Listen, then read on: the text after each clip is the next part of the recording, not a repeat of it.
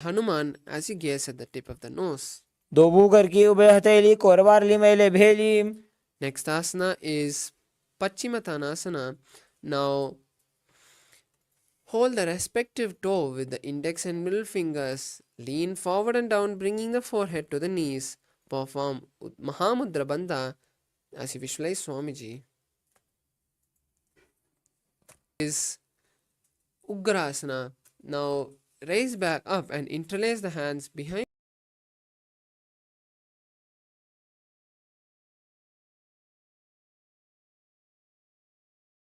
the neck. Lean forward and down, bringing the forehead to the knees and place the elbow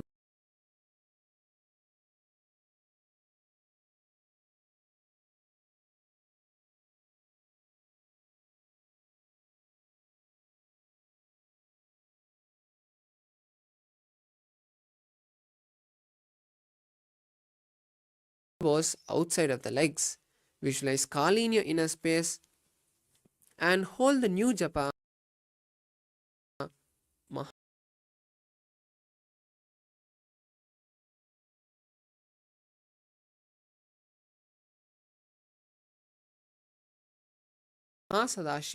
in your inner space. Swapanibhyam dridham dhritva janubari shironyasete. Next asana is Marichi Asana. Now keep the legs, both the legs stretched forward and bring one leg towards the perineum with the knees upward. Interlace, wrap your legs and interlace your hands behind the back. Bring leaning forward and placing the forehead on the knee of the stretched leg. Visualize the sage Marichi and perform Mahamudra Bandha. उत्तानपादं क्रौञ्चं च मरीचिं वीरभद्रकं नटराजं त्रिकोणं च सुप्ताङ्गुष्ठप्रसारणे. Next asana is Mahamudrasana.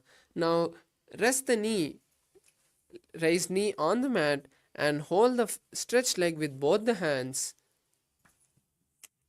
Bring your forehead to the knees and perform Mahamudra.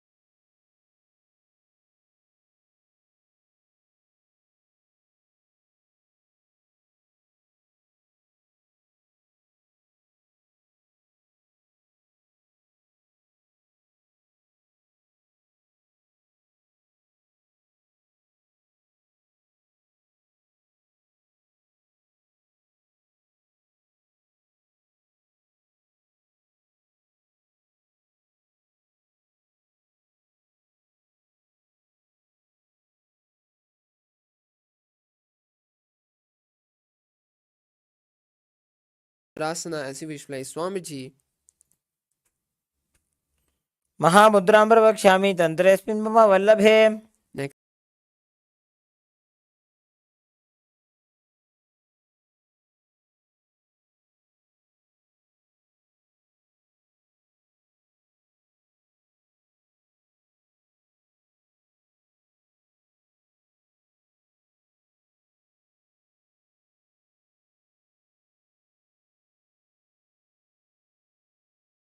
प्रवक्ष्यामि तन्त्रेऽस्मिन् मम वल्लभे.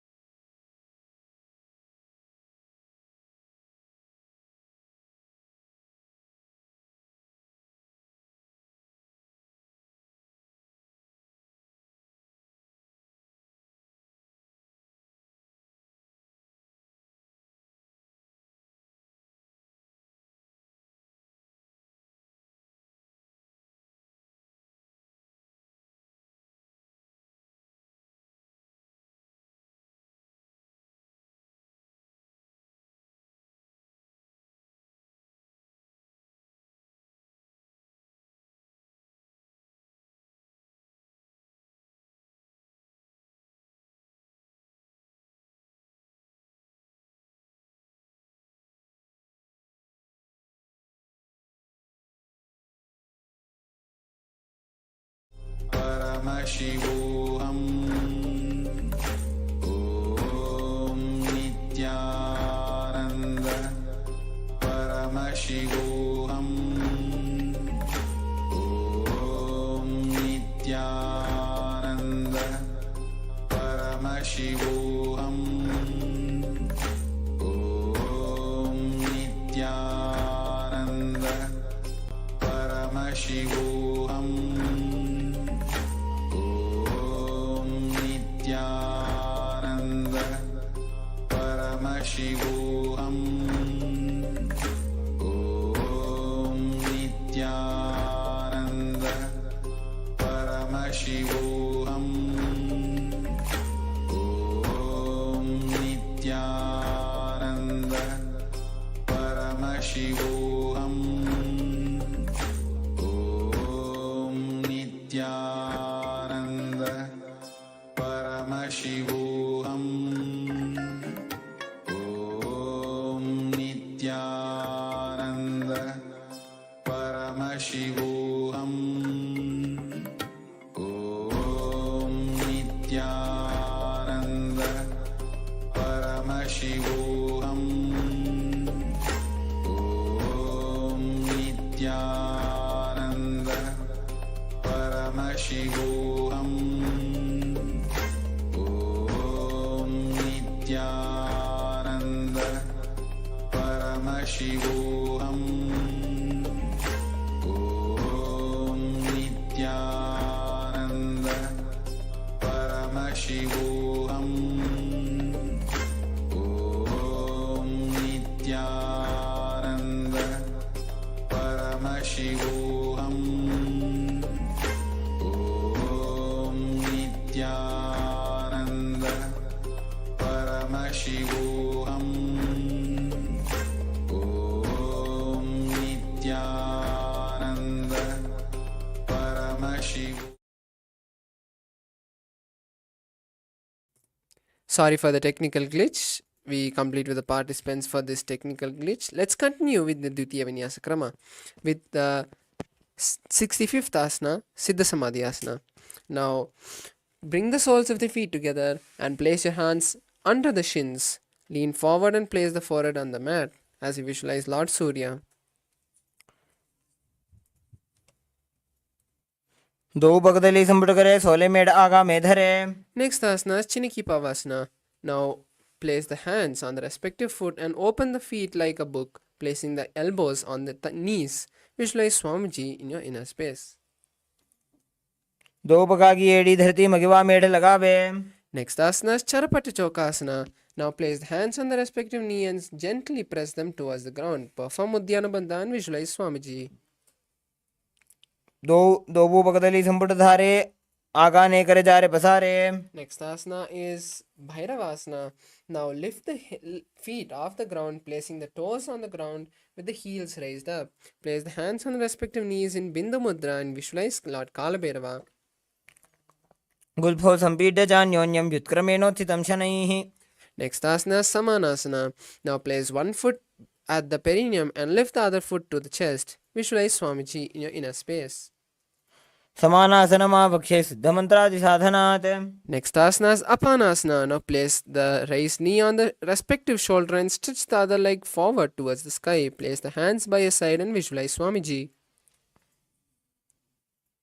केवलं पादमेकञ्च स्कन्धे चारोपे यत्नतः. Next asana is Samanasana on the opposite side. Now lift one leg towards the chest and let the other leg to the perineum. Visualize Swamiji in your inner space and gaze at the third eye. समानासनमावक्षे सिद्धमन्त्रादिसाधनात्. Next asana is Apanasana. Now place the raised knee on the respective shoulder and stretch the opposite leg towards the sky. Place the hands by your side and visualize Swamiji. केवलं पादमेकञ्च स्कन्धे चारोपे यत्नतः. Next asana is Gomukasana. Now cross the feet, placing the heels by the hips. Align the knees to the center of the body and place your hands on the top knee. Visualize the face of a cow and perform Sitkari Kumbhaka for the following asanas. As you inhale with the teeth clenched, keeping the tongue on the upper palate, hold the new japa Om Nithyanandoham. सव्ये दक्षिणगुल्फं तु पृष्ठपार्श्वे नियोजयेत्. Next asana is Anusuyasana. From Gomakasana, hold the opposite big toes with index middle fingers as you perform Udyana Bandha and visualize Rishika Anusuya. दक्षिण कोण नीचे उठाने, बाहों ताकि ऊपर आने. Next asana is Anusuyasana 2. Now interlace the fingers behind the back and lean forward and down, placing the nose on the ground. Visualize Rishika Anusuya.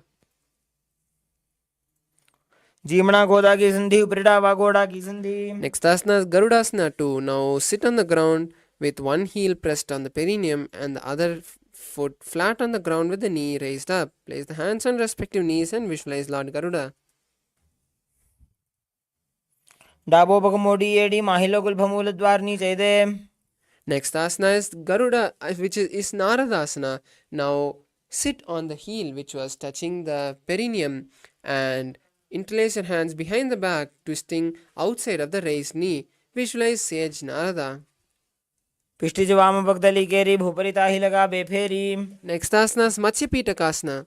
Now place the heel which was under the perineum on the opposite thigh and hold the raised legs, respective hand, and with the other hand hold the shin on the raised leg. Visualize Matsya, the fish avatar of Lord Vishnu. वामेन वामांगुष्टं तु गृहीतं मत्स्य पीठकम्. Next asana is Gomakasana on the opposite side. Perform Gomakasana and visualize a cow in your inner space. सव्ये दक्षिणगुल्फं तु पृष्ठपार्श्वे नियोजयेत्. दक्षिणे अपि तथा सव्यं गोमुखं यथा. Next asana is Anusuyasana 2. Anusuyasana. Now hold the opposite big toes as you continue to visualize yourself as Rishika Anusuya. दक्षिण कोण नीचे उठाने, बाहों ताकि ऊपर आने. Next asana is Anusuyasana 2. Now interlace the hands behind the back and lean forward, bringing the nose to the ground. Visualize yourself as Rishika Anusuya. जीमणा गोदा की संधि, उपरिटा वागोड़ा की संधि. Next asana is Garudasana 2. Now place one heel by the perineum and raise the opposite leg towards the chest with the foot flat on the ground. Place the hands on the respective knee as you visualize Lord Garuda. डाबो पग मोड़ी AD माहिलो गुल्फमूल द्वार नीचे दे. Next asana is Naradasana on the opposite side. Now sit on the heel which was touching the perineum and interlace the hands behind the neck, turning outside of the raised knee. Visualize the sage Narada. पिष्टिज वाम पगदली केरी, भूपरिता ही लगा बेफेरी. Next asana is Matsya Pitakasana. Now place the heel which was under the perineum on the opposite thigh. Hold the opposite thigh's foot with the respective hand and with the other hand hold the shin of the raised leg. Visualize the fish avatar of Lord Vishnu. वामेन वामांगुष्टं तु गृहीतं मत्स्य पीठकम्. Next asana is Matsyendrasana. Now place one foot on the opposite thigh and place the opposite foot on the ground beside the opposite thigh. Twist and bring the elbow outside of the raised knee as you keep the raised arm by the neck. Turn back and visualize the great sage Matsyendranatha.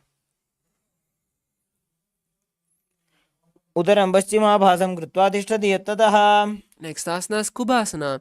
Now with the hand that is placed behind, hold the respective ear and with the bent hand, hold the opposite leg.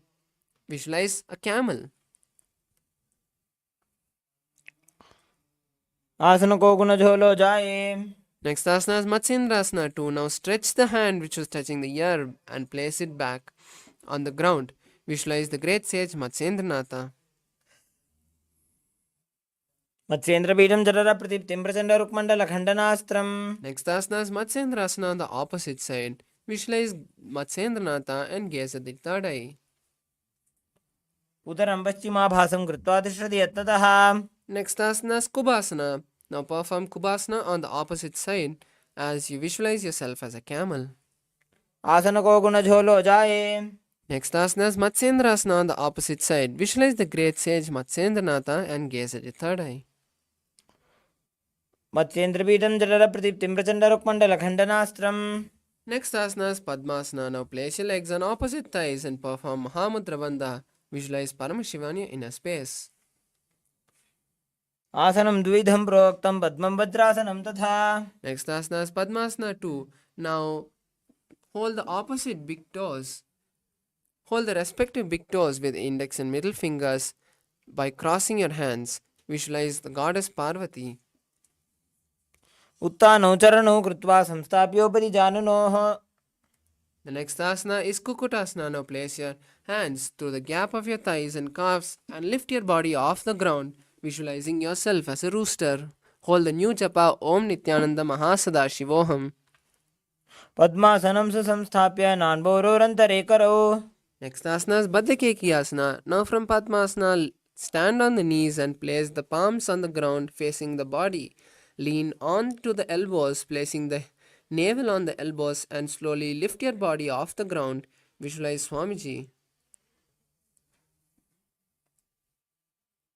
धरामोष्टपकरद्वयेन तत्कोरुपरि स्थापितानाभिपार्श्वः. Next asana is Mayurasana. From a knee, come to a kneeling position and place your continue to keep your hands on the ground. Slowly lean your navel onto the elbows and lift the body off the ground. Visualize yourself as a peacock. अथ पक्षे Mahadev मयूरासनमुत्तमम्. Next asana is Makarasana. Now lie on the belly with the hands interlaced behind the head and the toes pointed outwards. Visualize yourself as a crocodile. अध्यासचेते हृदयं निधाय भूमौ च पादौ च प्रसार्यमानौ शिरश्च धृत्वा करदण्डयुग्मे देहाग्निकारं मकरासनं दत्. Next asana is Shalabhasana. Now place your hands by the chest and lift the legs off the ground. Visualize yourself as a locust. अध्यासचेते करयुग्मवक्षौ भूमिवष्टभ्यकरयोः स्थलाभ्याम्. Next asana is Ushtrasana.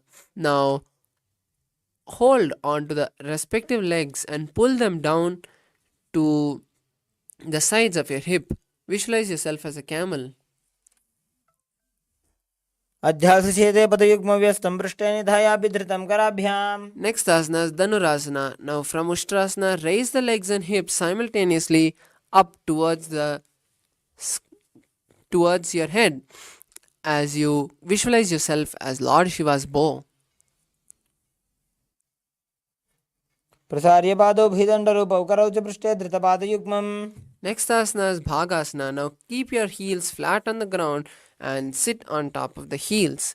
Place your hands on the respective thighs as you visualize Swamiji in your inner space.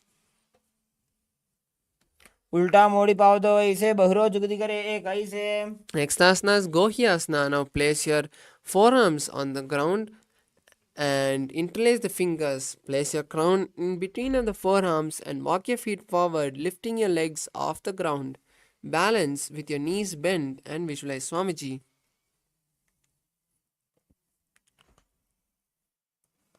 दो हाथ की कहुनी जोई पुनः गलाई जाने दोई. Next asana is Shirasasana.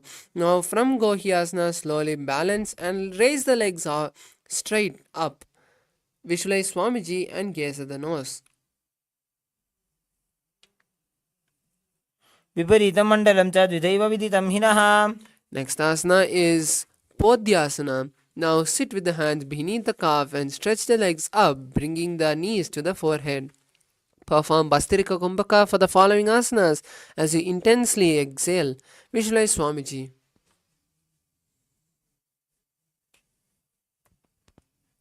दो हाथ पग बाहर आने घोड़ा तरे का कसी ठाने. Next asana is Parigasana. Now relax your legs and then slowly lift them into a 45-degree angle. Keep your hands crossed behind your back, holding the opposite shoulders. Visualize yourself as a mace.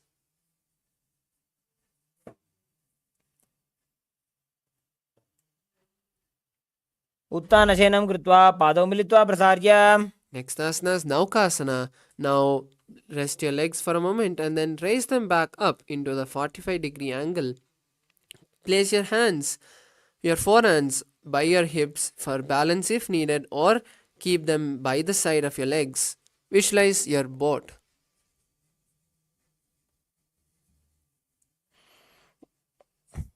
उत्तानशयनं कुर्पराभ्यां भूमिं वष्टभ्य हस्तौ नितम्बं निधाय Next asana is Rudrasana. Now sit with the heels of the feet together. Scoop the hands under the feet and bring the legs to the chest. Visualize yourself as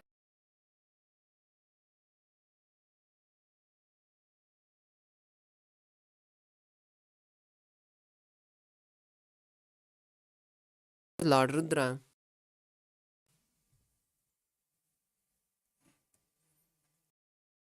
अगदली संपूटकरी हाथस्य पक ऊंचाई. Next asana is Utmukha Pitasana 2. Now lay on the back with the feet flat on the ground. Place the palms down with the fingers touching the back of the heel. Lift the hips up and visualize Swamiji in your inner space. ऊर्ध्वे च जानूनि कृत्वा शबित्वोर्ध्वमुखं तथा.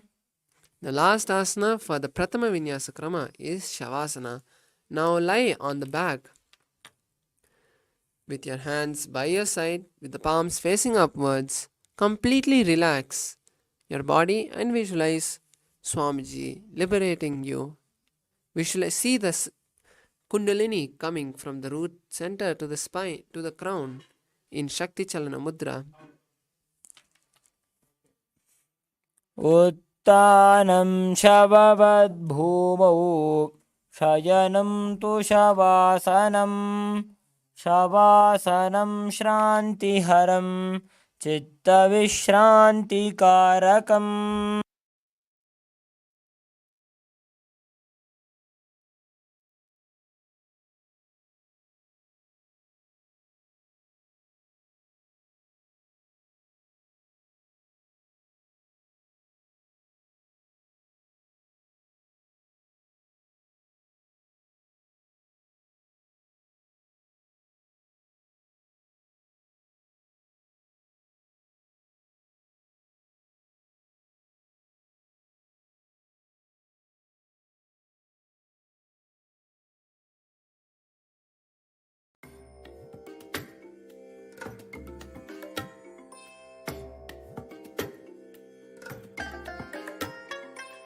I bless you all.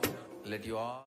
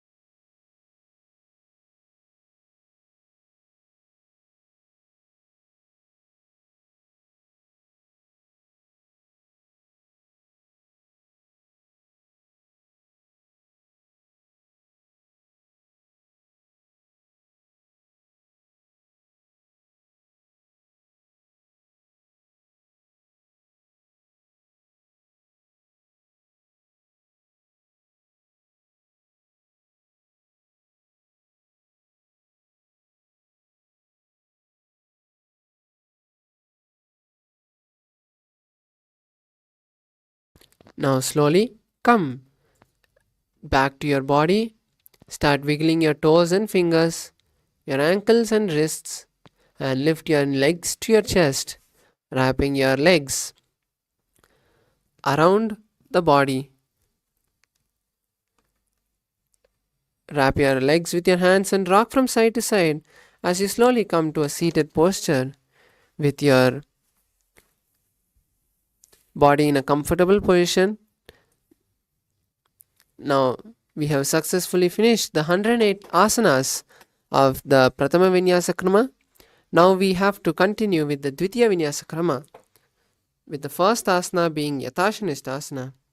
Now come to a comfortable seated position with your body in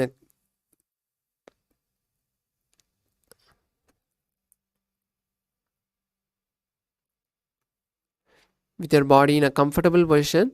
Place your hands in Bindu Mudra, which is touching your fingers,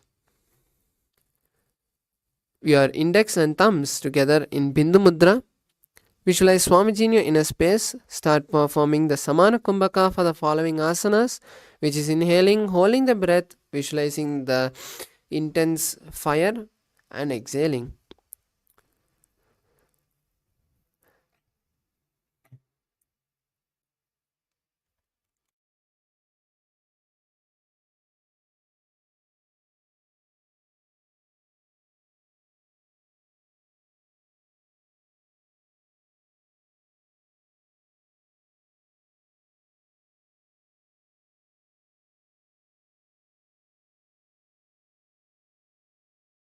पर्यङ्कं तत्समाख्यातं यतसंस्थं यथा स्थितिः.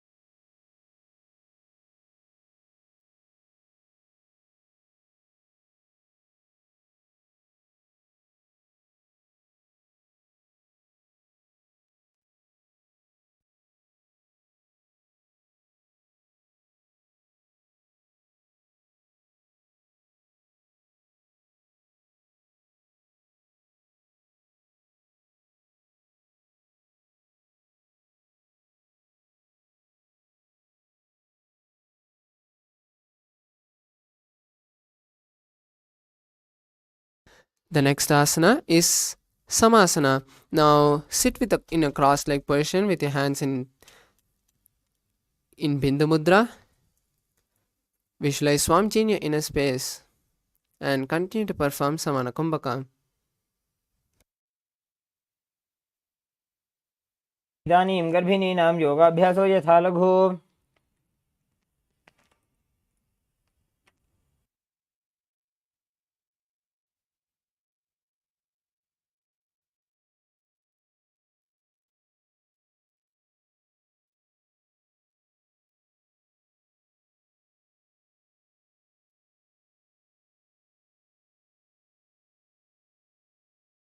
The next asana is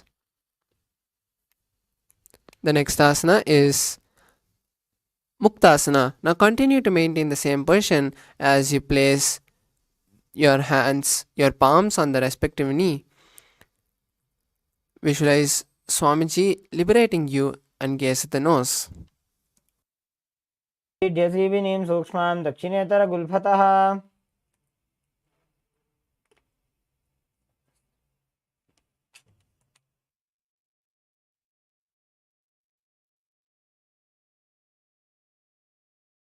The next asana is Siddhasana. Now maintain the same position as Muktasana and switch the gaze to the third eye.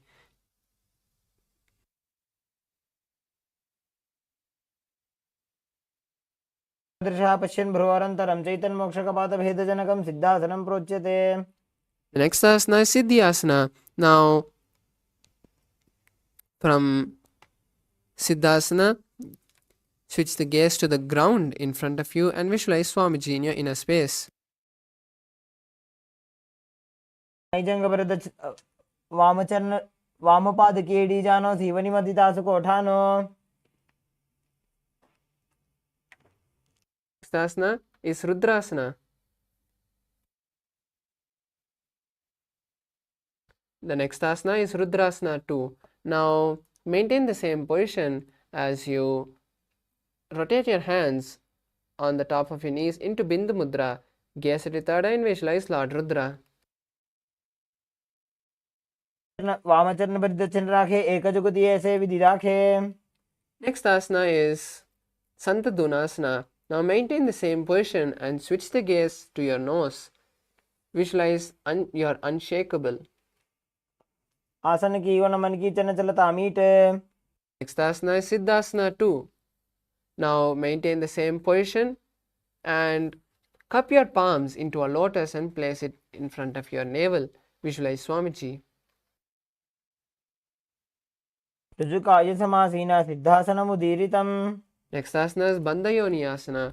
Now visualize that you have the power to create as you perform the Shanmukhi Mudra.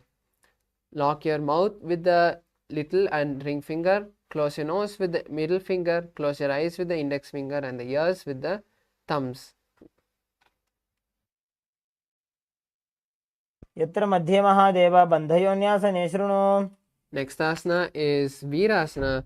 Now place one foot on the thigh and the other foot onto the opposite thigh. Touch the thumbs and index in Bindu Mudra and visualize the space of bravery. एकं पादमथैकस्मिन् विन्यस्योरुनि संस्थितः इतरस्मिन् स्तथा चोरुं वीरासनमुदीरितम्. Next asana is Valmikasana. Now maintain the same posture as you gaze at the third eye and visualize the great sage Valmiki.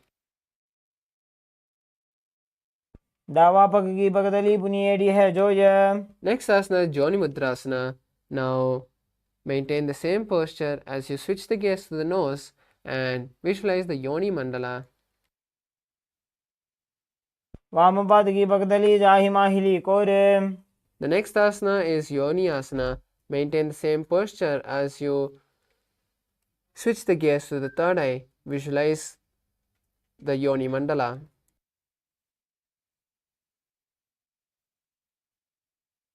न्यासनं पर्वतेन योगं योगफले नीलम्. Next asana is Bhadrasana 3. Now bring the soles of the feet together and hold the feet with both your hands. Perform Uddiyana Bandha and visualize Veerabhadra. गुल्फौ च वृषणस्यादः सीवन्त्याः पार्श्वयोः क्षिपेत्. Next asana is Aghorasana. Now place your left hand on the respective knee and the right hand on the mouth.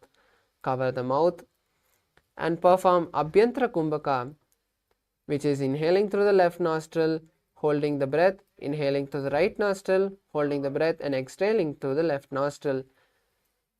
Visualize yourself as an Aghori and gaze at the third eye. पूर्वको विश्रिका जोई वाही विधि जोगी जैसोई. Next asana is Kaneri Pavasana. Now place the elbows on the respective soles and rest your chin on the palms. Perform Uddiyana Bandha and visualize drinking water as an elephant.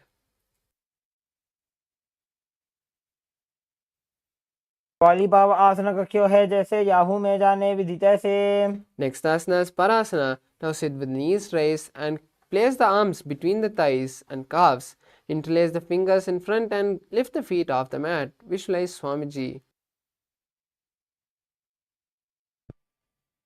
ततोर्ध्वम्रे च येत् वायुं मृदुनिश्वास संयुतम्. Next asana is Gopi Chandasana. Now bring the soles together and hold the feet from above with both the hands. Lift the feet to the chest and rest the chin on the toes. Perform Rechaka Kumbhaka for the following asanas, which is inhaling, holding and exhaling completely, holding your lungs empty and inhaling again. Visualize yourself as a king.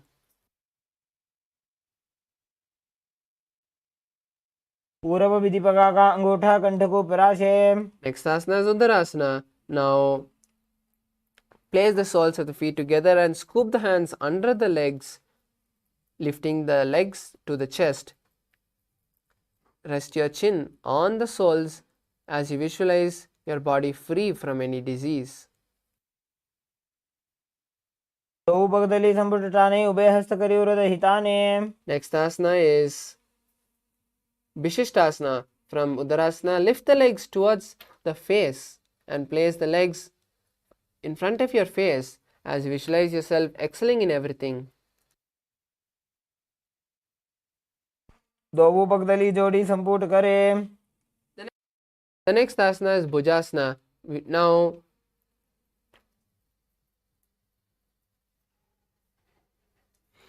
Now from a seated position, lift the both legs over top the respective shoulder and bring the arms underneath the legs. Interlace the fingers behind the neck and visualize yourself as a cobra. क्षीरासनं तु विज्ञेयं कक्षासनम् अतः परं ग्रीवासनं च परमं भुजासनमिहोच्यते. Next asana is Kalyanasana. Now from this posture, bring your hands from behind your neck and interlace them behind your back. Visualize a beautiful goddess and gaze at the nose. दो हाथ पगों नीचे आने तिनको घोड़ा नीचे ठाने. Next asana is Sankatasana. Now with the knees on the mat, place the left foot flat and place the perineum on the left heel. Raise the right leg over top the left leg and bring the right heel to the left hip. Place the hands on opposite knees as you visualize yourself as a swan. पादं चितेर्मूलं संन्यस्य धरणीतले. Next asana is Dhenukasana. Now slide the leg which is under the perineum and place it beside the hip. Perform Uddiyana Bandha and start performing Ujjayi Kumbhaka, which is inhaling and exhaling, making an ocean-like sound. Visualize a cow in your inner space.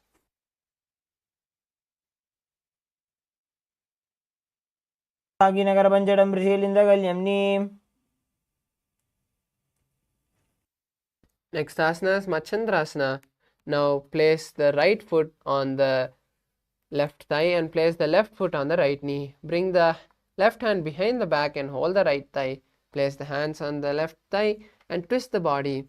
Visualize Swamiji in your inner space. वामजङ्गपरदक्षिणटाने वामहस्तपिष्ठीति स आने. Next asana is Machandrasana 2. Now from Machandrasana, untwist and hold on to respective big toes as you lean the forehead forward and touch it to the ground. Visualize Swamiji.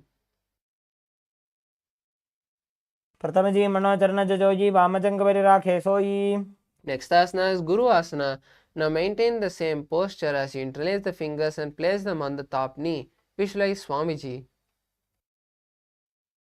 ऊर्मूले इतरपादस्य कनिष्ठिका प्रदेशगुल्फं संस्थाप्य. Next asana is Sankatasana on the opposite side. Now place one heel under the perineum and cross the leg with the opposite leg. Hold the opposite knees and visualize yourself as a swan. वामपादं चितेर्मूलं संन्यस्य धरणीतले. Next asana is Dhenukasana. Now slide the leg which is under the heel and place it by the hip. Perform Uddiyana Bandha and stack the hands, stab the palms on top of the top knee as you visualize a cow. अनुशाकी नगरपञ्चडं ऋषिलिन्दगल्यम्नि. Next asana is Machandrasana. Now twist the body and hold on to opposite thighs. Visualize Swamiji and gaze at the third eye. वामजङ्गपरदक्षिणटाने वामहस्तपिष्ठीति स आने. Next asana is Machandrasana 2. Now untwist the body and hold on to the opposite legs as you lean down, placing the forehead on the mat. Visualize Swamiji. प्रथमजी मनोचरण जजोजी वामजङ्गपरिराखे सोयी. Next asana is Guru Asana. Now maintain the same posture as you interlace the hands and place it on the top knee. Visualize Swamiji and perform Mahamudra Bandha. मूले इतरपादस्य कनिष्ठिका प्रदेशगुल्फं संस्थाप्य. Next asana is Pashvasana. Now sit with the feet flat on the ground with the knees against your chest. Hold on to opposite knees and press the tongue against the upper palate as you visualize Swamiji. पादतले भूमौ निधाय जानन्यूरसि निधाय. Next asana is Bodhashokasana. Now keep the feet flat on the mat and wrap the arms around the knees, holding on to the opposite wrist. Place the chin on the knees and gaze at the nose. दो पगदली भूपरिधरे कोरमाहिलिये सेकरे. Next asana is Kurakatasana. Now maintain the same posture and place the arms under the knees. Hold on to the opposite elbows and visualize Swamiji as you gaze at the nose.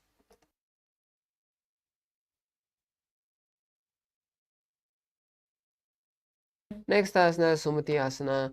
Now maintain the same posture as you cross the ankles. Visualize the great sage Sumati and gaze at the nose. मूलद्वारी धरती पर ठाने डावा पग परिदच आने. Next asana is Dandasana. Now extend the feet out and raise the arms above the head. Interlace the fingers with the wrist facing outwards and perform Mahamudra Bandha as you visualize Swamiji. इदानीं गर्भिणीनां योगाभ्यासो यथा लघु. Next asana is Arambhasana. Now sit with the legs stretched and lean forward and down, placing the forehead on the knees as you hold the respective foot with the hand. Visualize Swamiji.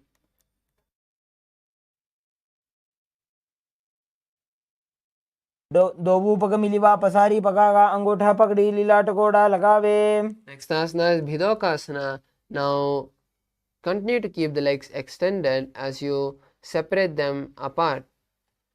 Bring the shoulders down and wrap the hands around the legs, holding the soles as you bring the forehead to the ground. Visualize Swamiji and gaze at the third eye.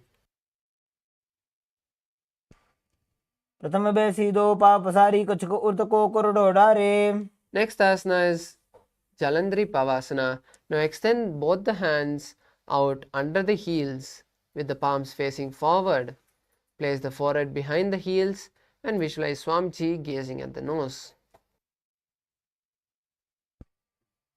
दो एड़ी में लिखे दीजिए हाथ पसारी. Next asana is Urdhva Pachimatanasana. Now sit with the legs extended and place one leg above the neck, behind the neck. Lean forward and down, holding the stretched leg with both the hands as you visualize Swamiji.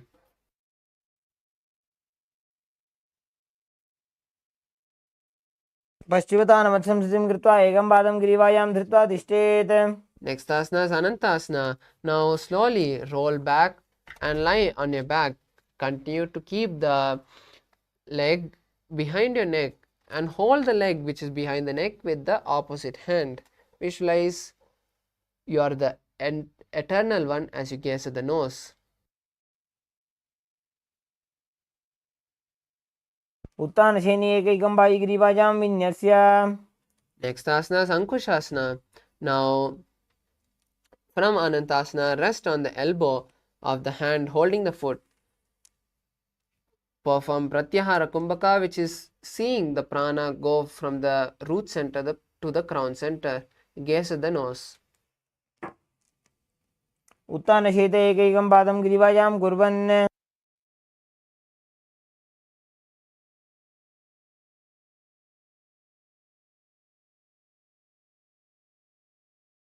The next asana is Drishasana. Now lie on the back and bring your knees to the chest. Encircle the thighs and calves with the arms as you roll from left to right, visualizing Swamiji. उत्तानशयनं जानुनि हृदयपष्टम्भ जङ्घासहितो ऊरुनिकद्वये बद्ध्वा. Next asana is Urdhva Pachimatanasana on the opposite side. Now extend both the legs and place the opposite foot behind the neck as you lean forward and down. Visualize Swamiji.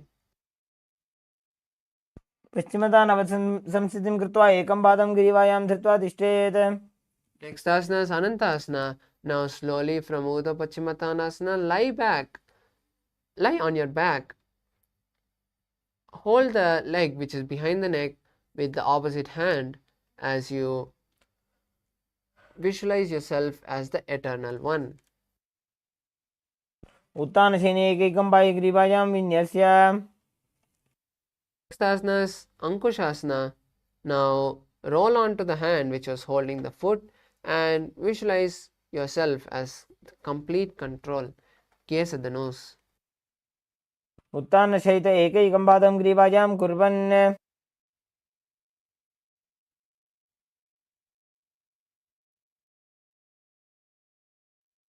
Asana is Yoga Nidrasana. Now lay on the back and place one leg at a time behind your neck. Visualize Swamiji and gaze at the nose. पादाभ्यां वेष्टयेत् कण्ठं हस्ताभ्यां पृष्ठबन्धनम्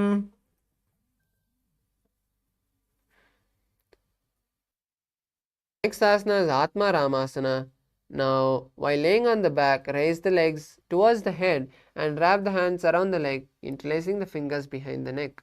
Visualize Lord Vishnu blessing and gaze at the nose.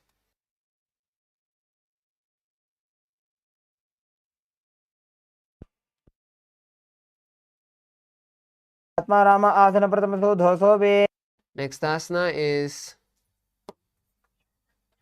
Kochikasana.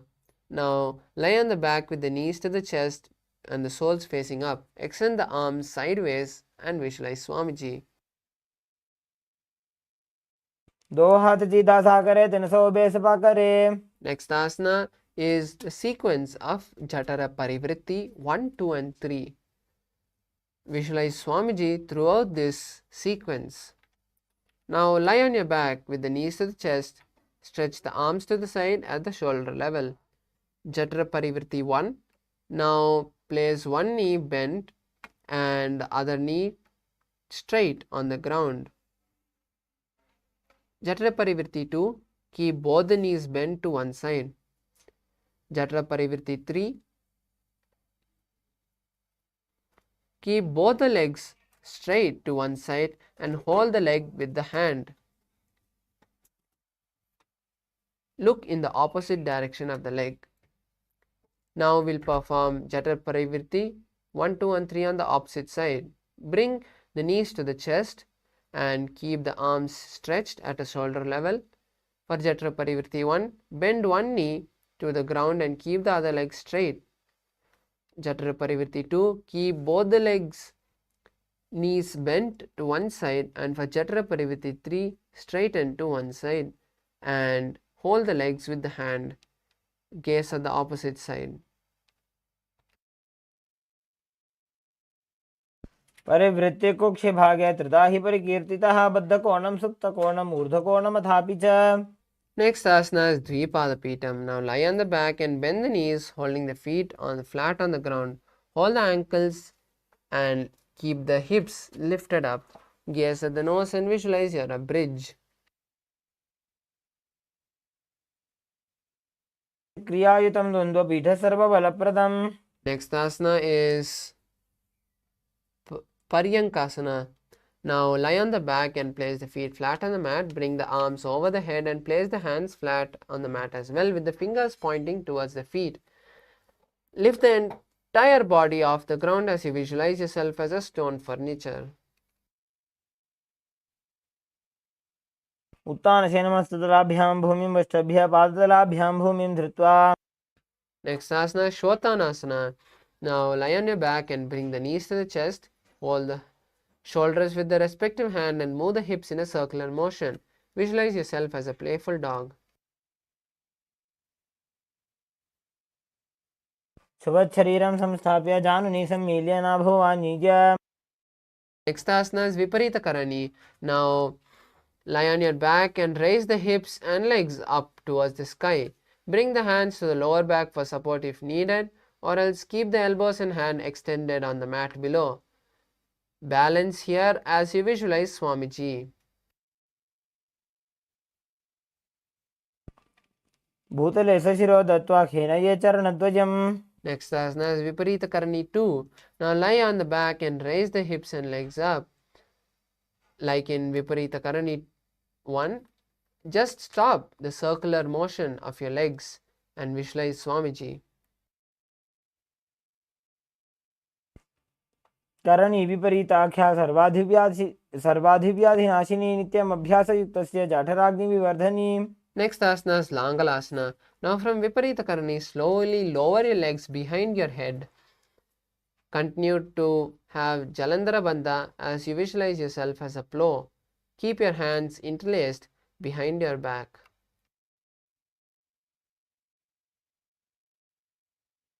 प्रकाशने स्थित्वा नासिका प्रदेशे भूमौ पादपृष्ठे स्थाप्य. Asana is Shaita Paschimottanasana. Now from The same posture, just bring your hands from behind the back and hold the respective legs. Visualize Paramashiva in your inner space.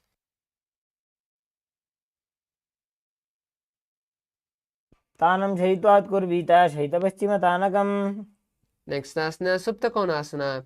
Now from the same posture, slowly extend the legs wide open as you continue to visualize Swamiji. परिवृत्ते कुक्षि भागे त्रिधा हि परिकीर्तितः बद्धकोणं सुप्तकोणम् ऊर्ध्वकोणमथापि च. The next asana is Chakrasana. Now from this position, now slowly bring the feet together and roll onto your back as you continue to keep the legs straight. Visualize yourself as a wheel. शवासनस्थो द्वौ पादौ कुर्यान्मस्तकतः परो. Next asana, Supta Prasarita Padangushtasana. Lie on the back and keep the legs vertical. Hold the big toes with your index and middle fingers as you open them wide.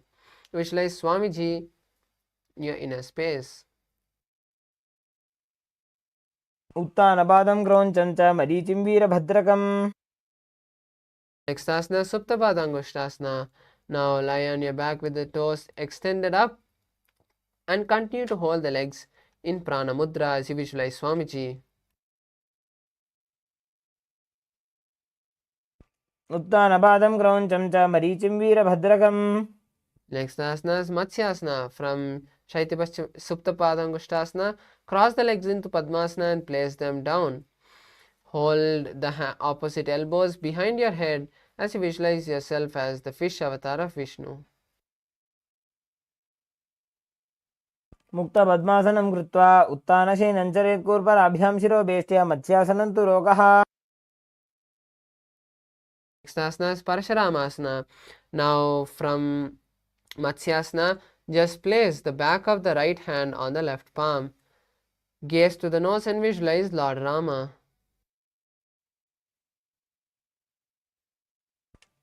प्रथमकरे पद्मासन आचे सूधो सोवे भूपरिपाचे. Next asana, Sarvangasana. Now while laying on the back in Padmasana, lift the hips up, keeping the legs up. Keep the hands supporting the hips with the elbows on the floor and tuck the chin to the chest as you visualize Swamiji and gaze at the nose. अथवा क्षेत्रसंक्षेपात् सर्वाङ्गासनम् उत्तमम्.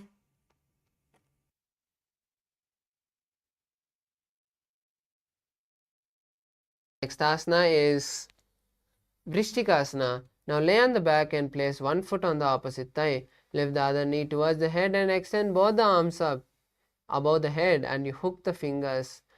Visualize yourself as a scorpion and gaze at the third eye.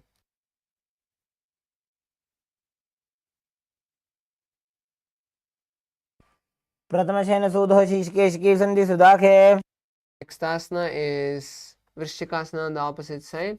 Now switch the position of your feet and maintain the same posture as you visualize yourself as a scorpion. प्रथमशयन सूधो शीर्षकेशिकी सन्धि सुदाखे. The next asana is Vrishabhadakshepasana. Now interlace your hands behind your head and bring one knee to the chest as you touch the knee from the inside with the opposite elbow. Do this on the other side again and again, alternating the feet as you visualize Swamiji in your inner space. उत्तानशयनं कृत्वा अङ्गुलिभिकन्दरं बद्ध्वा कूर्परं मिलित्वा. Next asana is Marottananasana. Now lie on the back and lift one leg at a time and try touching the respective ear. Visualize Swamiji in your inner space. श्रोतानौ संस्थितिः कृत्वा जानुद्वयं पर्यायेन कर्णयोः संस्पृशेत्. Next asana is Brikasana. Now while laying on the mat, place your feet flat and get up and sit back down and get up again. Do this again and again as you visualize yourself as a wolf. अथ उत्तानशयनं कृत्वा पादतलाभ्यां भूमिं धृत्वा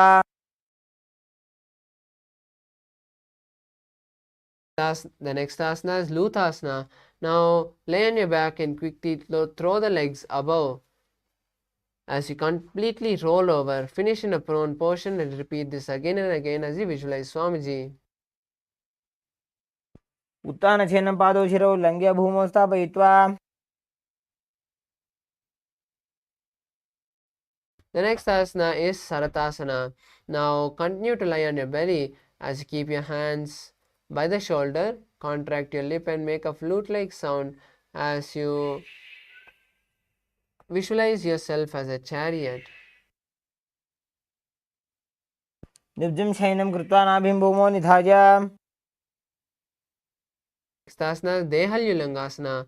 Now come to a plank position and start jumping your feet between the palms and backwards again and again. Repeat this again and again as you visualize yourself gone beyond the body and mind.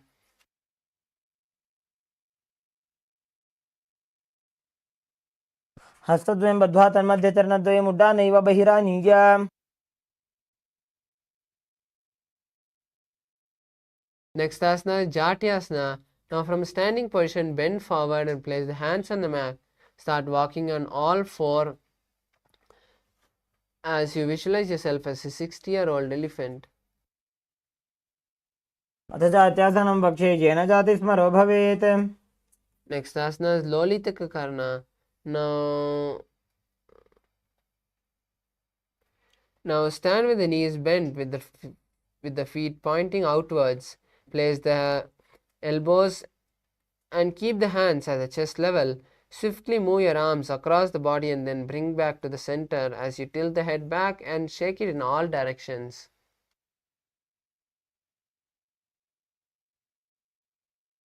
The next asana is Sarapasana. Now, if you have a rope, tie your feet, or else don't need to tie your feet. Just keep your hands by your side and stand tall.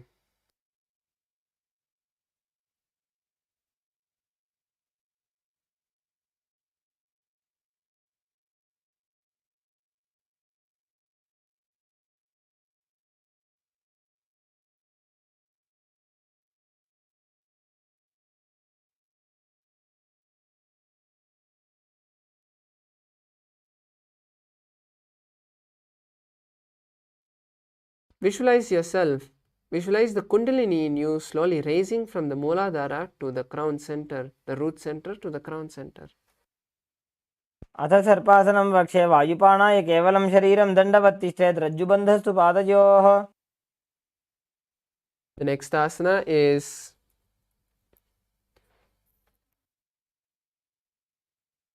Ushtrasadhanasana. Now stand tall and lean forward. Place the back of your palms on the mat and step on your fingers from the front. Start walking front and back in your mat as you visualize yourself as a camel. मुष्टिकनिष्ठिकाप्रदेशेन भूमौ निधाय उपरिपादतले संस्थाप्य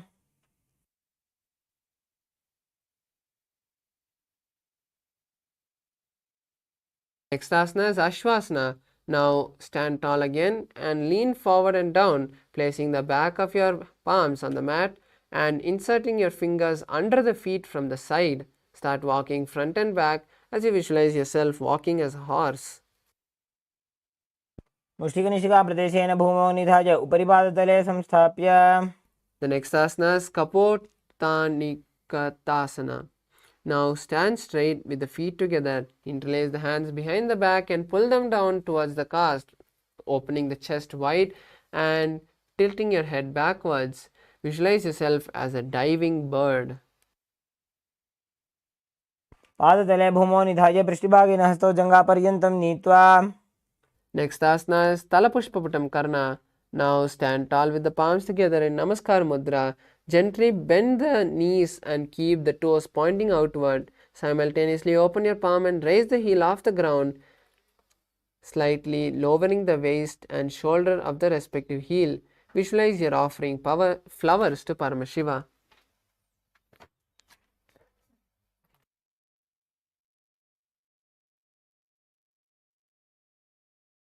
Next asana is Khadgasana. Now lay on the stomach and jump the feet up towards the hands and stand, bringing your palms together and forming the horn of the rhinoceros. Visualize yourself as a rhino and gaze at the nose. नृत्यसरतमासनं कृत्वा पादतलाभ्यां भूमिं वष्टभ्य. Next asana is Uttanottanam. Now sit all the way down and stand up again and again. Visualize yourself as Swamiji and gaze to the nose. पुनः पुनः उत्थातव्यम् अस्थितव्यम् इति उत्थानोत्थानं भवति. The next asana is Musalasana. Now stand up and raise the arm over the head and jump repeatedly. Visualize yourself as a mace. सरलं स्थित्वा ऊर्ध्वं बाहु नजेत् वारं वारम् उड्डानं कृत्वा.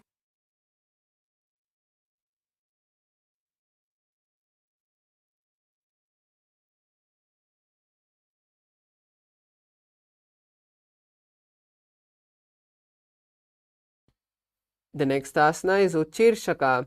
Now from a standing position, pull the sole of one foot towards your belly. With the other leg, sit down and stand up. Alternate on both sides as you visualize Swamiji in your inner space. Gaze to the nose.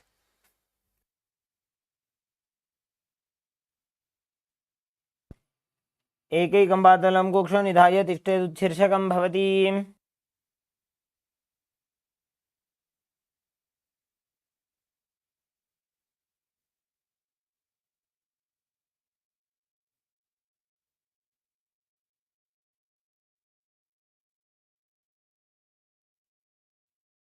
The next is the Parshvachanukarana. Now stand and keep one leg slightly bent with the toes pointing to the outside. Bend and lift the opposite knee towards the chest with the toes pointing downwards. Now keep the arm holding the knee with the hand pointing outward and the hand and the fingers closed into a fist. Let the opposite hand hang down on top of the opposite thigh with the wrist twisted and the fingers pointing towards the body.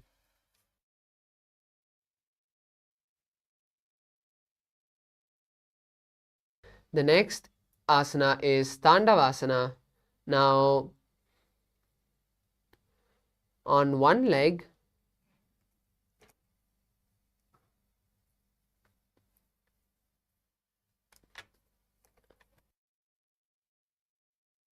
now stand tall and extend one leg forward and keep it straight.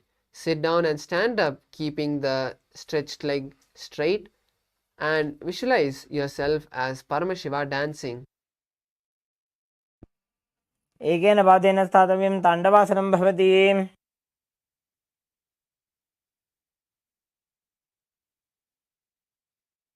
The next asana is Brahmanasana. Now place your left foot on the inner thigh of the right leg. Stand erect on the mat like a rod and keep your hands by the side as you visualize yourself being blessed by Lord Brahma. ब्राह्मणासनमाभक्ष्य यत्कृत्वा ब्राह्मणो भवेत्. Next asana is Garudasana 3. Now stand tall and wrap the left leg over and around the right knee. Tuck the left toes on the opposite side of the right calf as you simultaneously cross the left arm over the right. Bring the palms together and visualize yourself as Lord Garuda. उत्थानकूर्मपीठं च संहस्गारुडमेव च. Next asana is Ekapadasana. Now stand straight on the right leg and place the left foot on the opposite thigh. Keep the hands relaxed by the knee as you visualize Swamiji in your inner space. रक्षाङ्घ्रिं वामपादस्य जङ्घोपरि निधाय च. Next asana is Dhruvasana. Now stand on the right leg and hold the big toes of the left foot and straighten them out to the side. Rotate your body quickly on the standing leg as you visualize yourself as the pole star. एकेन हस्तेन दण्डरूपस्य एकस्य पादस्य अग्रं धृत्वा. Next asana is Trivikramasana. Now stand on the right leg and place the left leg behind the neck. Sit down and stand up as you visualize Lord Vishnu taking 3 steps. ग्रीवायां पादं संस्थाप्य स्थातव्यम् उत्थातव्यं त्रिविक्रमासनं भवति.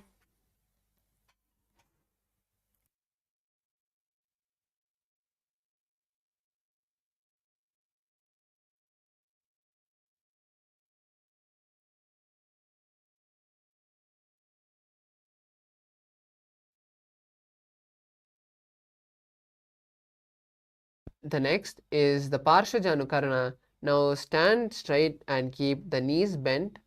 Lift one knee towards the chest and hold the knee with the respective hand, clenching the fingers into a fist. Place the opposite hand on the respective thigh with the fingers pointing towards the body.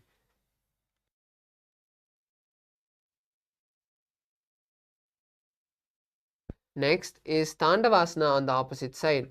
Now stand straight and lift one leg and stretch it forward. Sit down and stand up on one leg as you maintain the stretched leg straight. Visualize Lord Shiva dancing. एकेन पादेन स्थातव्यं ताण्डवासनं भवति. Next asana is Brahmanasana. Now place the right foot on the inner thigh and stand erect on the mat like a rod.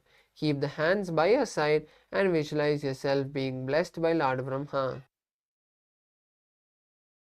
ब्राह्मणासनमावक्ष्य यत्कृत्वा ब्राह्मणो भवेत्.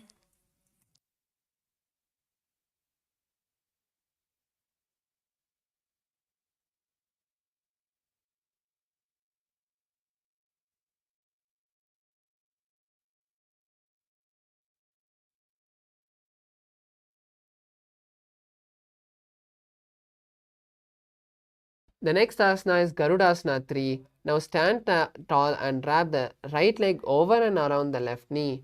Tuck the right toe on the opposite side of the left calf. Simultaneously cross the right arm below the left hand and bring the palms together.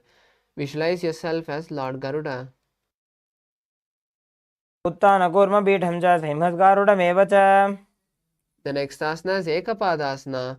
Now place the left leg on the thigh of the right foot. Keep the hands relaxed by the knee and visualize Swamiji. दक्षाङ्घ्रिं वामपादस्य जङ्घोपरि निधाय च. Next asana is Dhruvasana. Now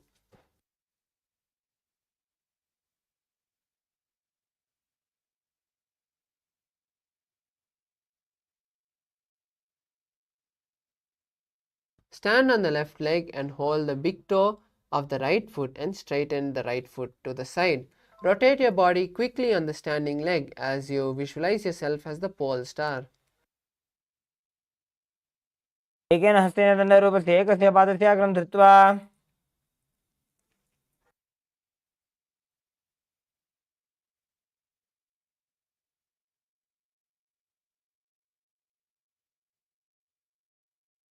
The next asana is Trivikramasana. Now stand on the right leg and place the left foot behind the neck. Stand tall and sit down as you visualize Lord Vishnu taking 3 steps. एकेन पादेन स्थातव्यम् उत्थातव्यम्. The next asana is Samanakakarana. Now stand with the feet close together and the toes pointed out. Keep both the hands by the side and be stable.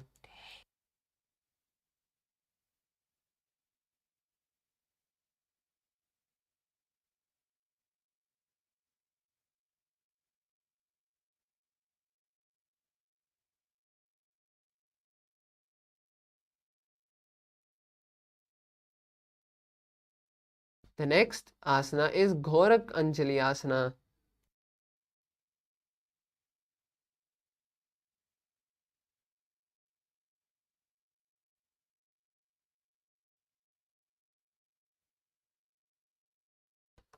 Now stand tall and then squat down, bringing both the hands underneath the knees.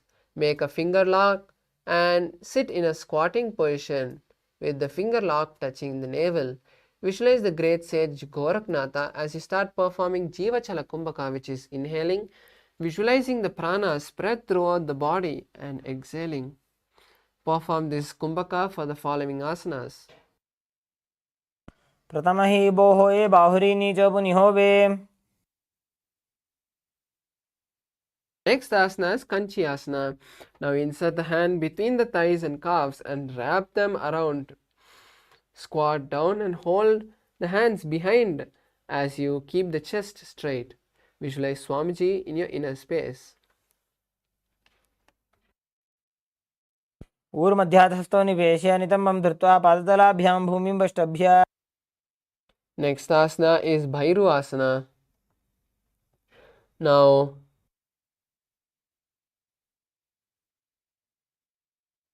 bring the feet and sit in a squatting posture with the heels touching the perineum. Hold the hands at the back and sit upright. Gaze at the nose and visualize Kala Bhairava. दो ऊपक की थलिया की माहिली core मिलाई फना पानी उकड़ मोड़ वैसे. Next asana is Varahasana.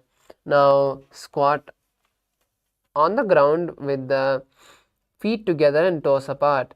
Bring your elbows close to the head and bend your hands behind the back, placing your palms together with the fingers pointing down. Gaze at the nose and visualize Varaha, the boar avatar of Lord Vishnu. पाकतली की माहिली core मिलाई फना पानी उकड़ वैसे. Next asana is Pripithasana. Now stand tall and slowly lower your hips to the knee level. Place your hands by the side of your knees and touch the mat or hold the big toe of the respective leg. Visualize Swamiji. पार्श्वद्वये सम्मील्य स्थित्वा नितम्बं जानुप्रदेश आनीय. Next asana is Bakasana. Now place your hands on the mat with the fingers wide apart. Place your knees on the back of the arm and lean forward, lifting the legs off the ground. Visualize yourself as a crow.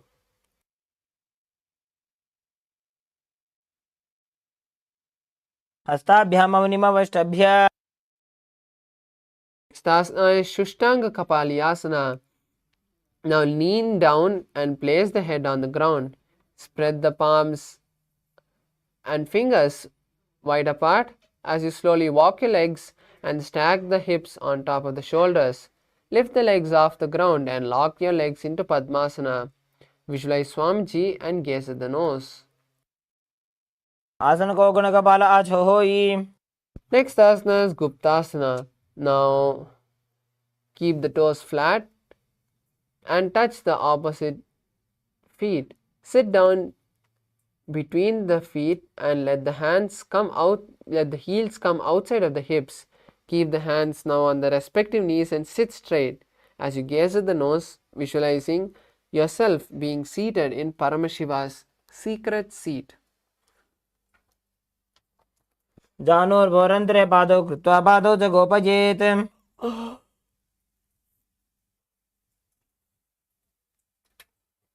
Next asana is Vrikshasana 2. Now place the hands on the ground with the fingers wide apart.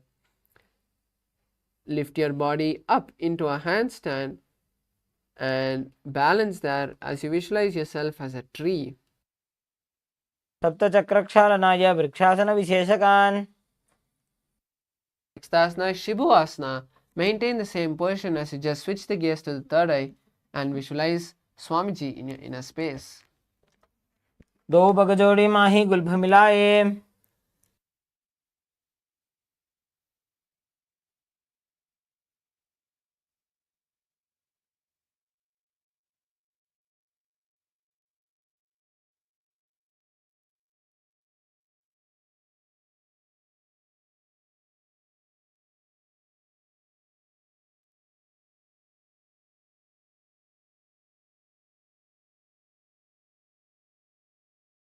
निब्जं शयनं कुर्वरो पार्श्वभागाय मूर्धकृत्य. The next asana is Matsyasana 2. Now lie prone on your belly, place your hands on the hip and move from right to left as you visualize yourself as a snake. निब्जं शयनं कृत्वा हस्तौ नितम्बं संस्थाप्य पादौ दीघीकृत्य.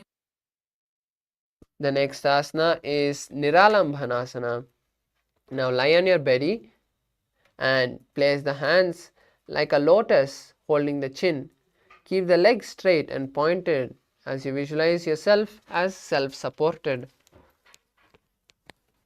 कराभ्यां पङ्कजं कृत्वा तिष्ठेत् कुर्परया सुधीः. The next asana is Chatrasana. Now lie on your stomach and place the hands flat on the mat in front.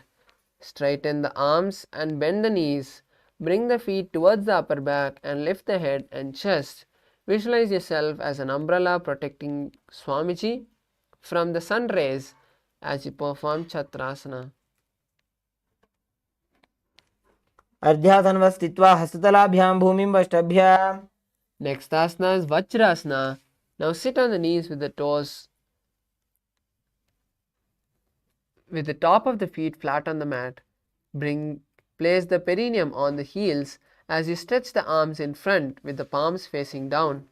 Place the forehead on the mat and visualize you are the indestructible weapon of Lord Indra. इदानीं गर्भिणीनां योगाभ्यासो यथा लघु सुखप्रसवलाभाय प्रोच्यते प्राक्तनेपथि. Next asana is Meshasana. Now push your body up into Gajasana with your hands and feet on the mat and hips raised. Alternate striking the hand onto the ground. गजासनसंस्थितो एकैकं बाहुं भूमौ ताडयेत् मेषासनं भवति. Now maintain the Gajasana as you slowly lift your legs up into air. Slowly bring the forehead to the ground. Visualize yourself as unborn.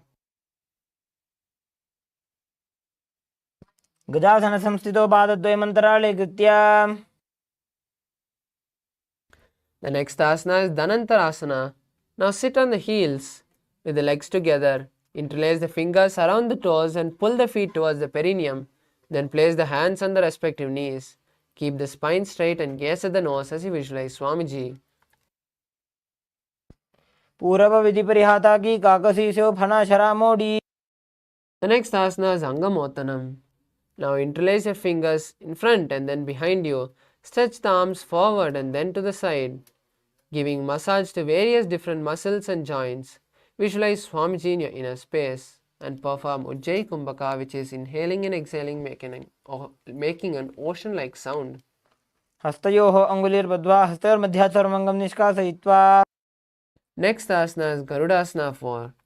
Now sit on your heels in Vajrasana. Let the feet be on the side of the thighs and keep the spine straight and hands on the knees. Visualize yourself as Lord Garuda flying Vishnu.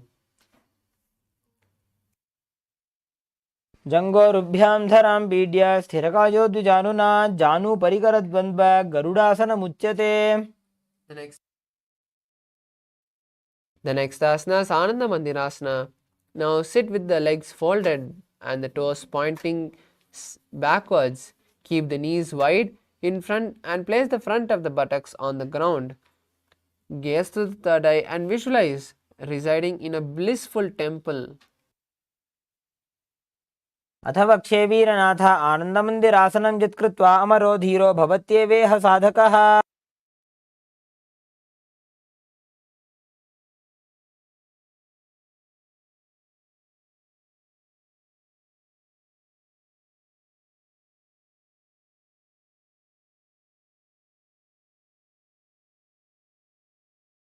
The next asana is Uttana Mandukasana. The next asana is Mandukasana 2. Now sit with the knees wide and the feet overlapping on the ankle. Place the hands under the knees and gaze to the nose as you perform Uddiyana Bandha and visualize yourself as a frog.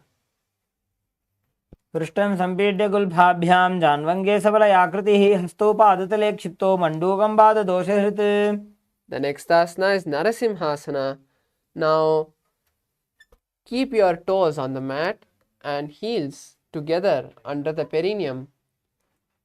Keep the palms on the ground and let the thumbs touch.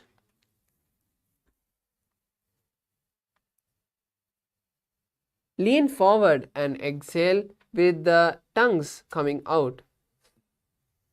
Exhale forcefully as you visualize Lord Narasimha in your inner space. दोवो फणा बाणी होय वैसे AD Mailer गुदानी वैसे समशरीरनी काट हरावे NASA अग्र दृष्टि को ल्यावे. The next asana is Bhishrakasana. Now continue to sit on your toes. As you place both the hands in front of your mouth, place the thumbs under your teeth. As you perform the Bhishraka Kumbhaka, which is inhaling through your left nostril and exhaling through your mouth, visualize Durga in your inner space. दो बगांगी AD जोई गोड़ा फनोवान पुनि होई.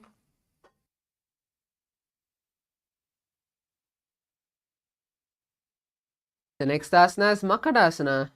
Now keep the soles together and sit on top of your feet. Place the heels and bend the elbows, bringing the fingers to the chest as you scratch your body, imitating a monkey. Visualize yourself as a playful monkey and gaze to the third eye. दो बगदली संपुट आने तिनकी पिष्टि भूमि पर इटाने. The next asana is Vajrashankarasana. Now squat on the toes with your feet together and lift the knees off the floor. Hold the elbows behind the back as you gaze to the nose and visualize yourself as a diamond.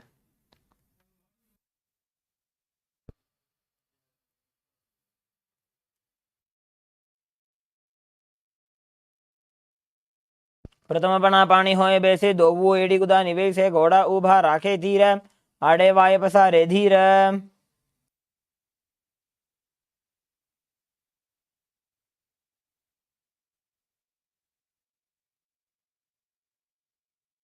The next asana is Kanchanasana. Now cross your ankles and sit on the heels. Place the palms by the side of the mat.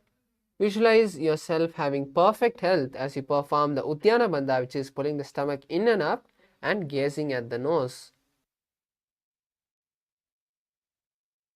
खञ्जनासनमावक्ष्ये जित्कृत्वा सुस्थिरो भवेत्. The next asana is Kurmasana. Now, with the toes flat, cross the feet on the ankles and place the perineum on the heels. Keep the knees wide and on the floor as you rest the hands on the respective knee. Visualize yourself as a tortoise. गुल्फौ च वृषणस्याधो व्युत्क्रमेण समाहितौ ऋजुकायुशिरो ग्रीवं कूर्मासनमितीरितम्.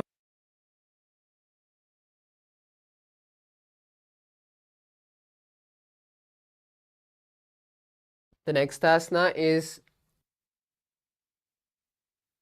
Yogasana. Now with the toes flat, cross the feet and place the perineum on the heels.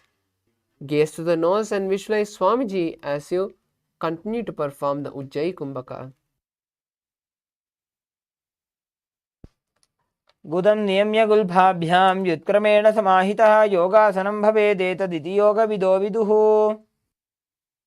Next asana is Vijogasana. Now stand on the knees and cross the ankles behind the feet near the opposite knee. Hold the calves with the finger and insert the thumb. Hold the feet with the thumbs outside and the fingers inside.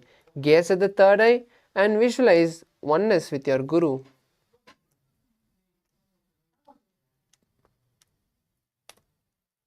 घोड़ा वामो बो होई घोड़ा आड़ा राखे दोई.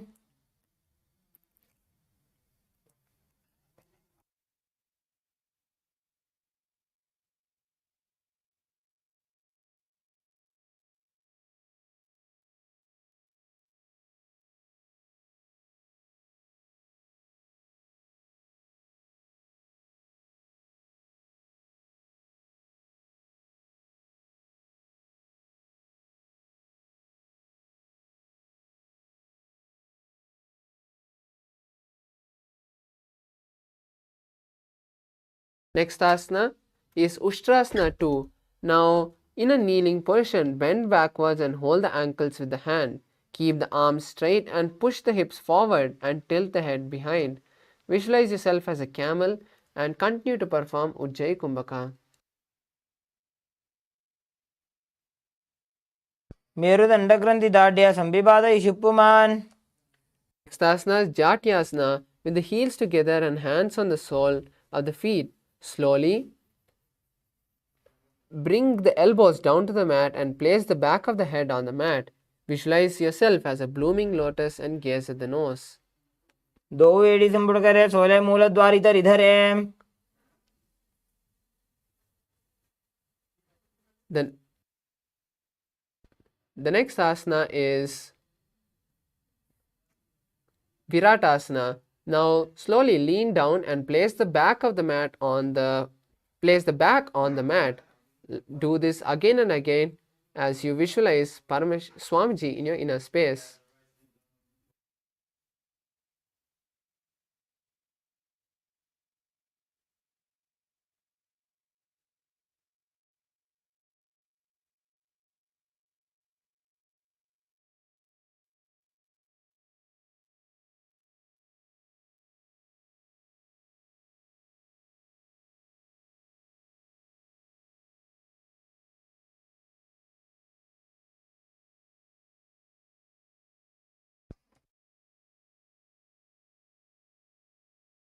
दो एड़ी संपुट करे सोले मूलद्वार इधर इधर है.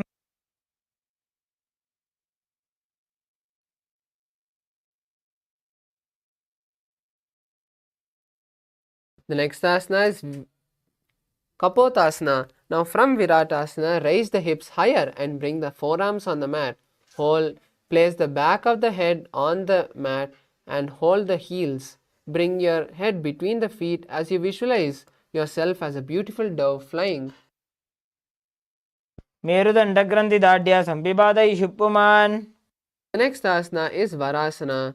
Now stand on the knees with the toes tucked. Hold the opposite arm and gaze to the nose. Visualize being blessed by Lord Paramashiva.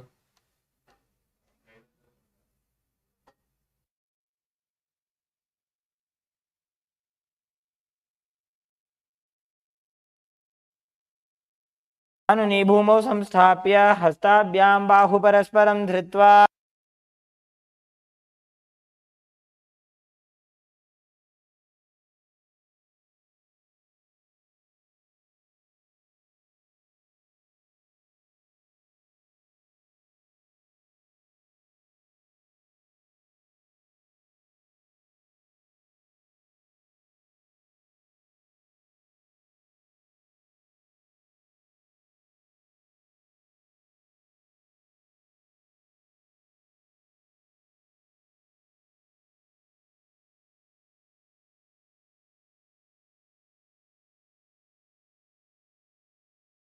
Sorry for the technical glitch.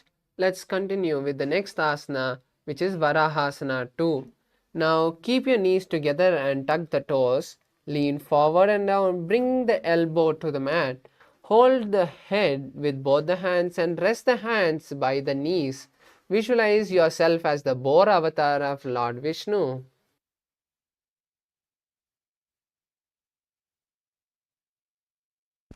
सूर्यं चन्द्रं भेदनानि आसनानि निकद्यते कूर्परौ भूमौ स्थापयित्वा. The next asana is Mundasana. This is an inverted asana, so we request the participants to take support of the wall. Now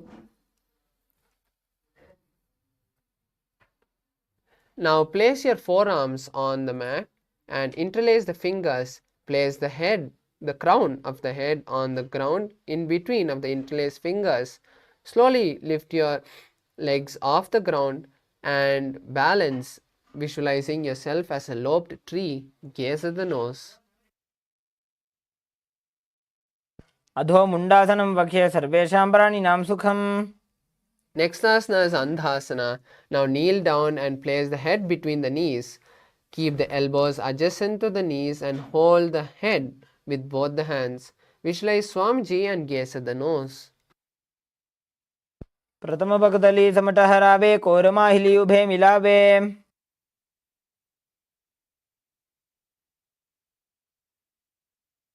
Next asana is Viparita Shalabhasana. Now lie on the belly and extend the arms straight. Lift the arms and legs off the ground as you balance on the abdomen. Visualize yourself as a locust. शलभासन भेदाश्च नटभेरुण्ड नामके गण्ड भेरुण्ड सहिते शीर्षदण्डासनं तथा. Next asana is Kapalasana. Now lie on the belly and keep the arms by your side. Place the palms on the mat and lift the legs off the ground. Visualize yourself as a skull. कपालं भूमौ निधाय ऊर्ध्वं पादौ नजेत् कपालासनं भवति. Next asana is Akasha Kapotasana. Now lie on the stomach and place the hands by your side. Lift the legs over the head and slowly place the feet on the mat in front of the head. Keep the palms flat on the mat behind as you visualize yourself as a flying dove.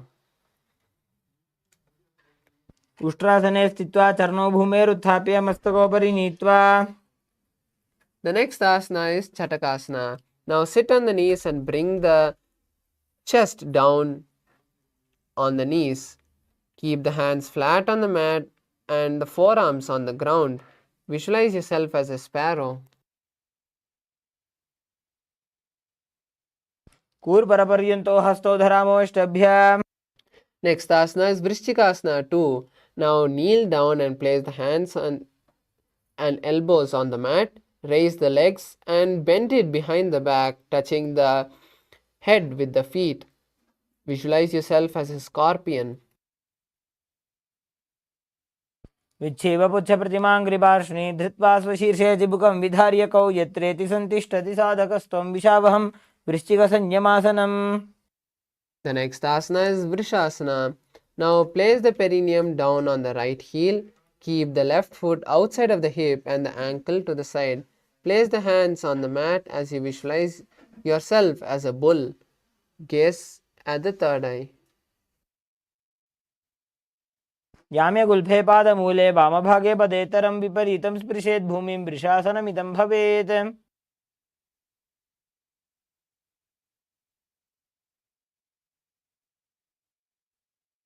Next asana is Lolasana.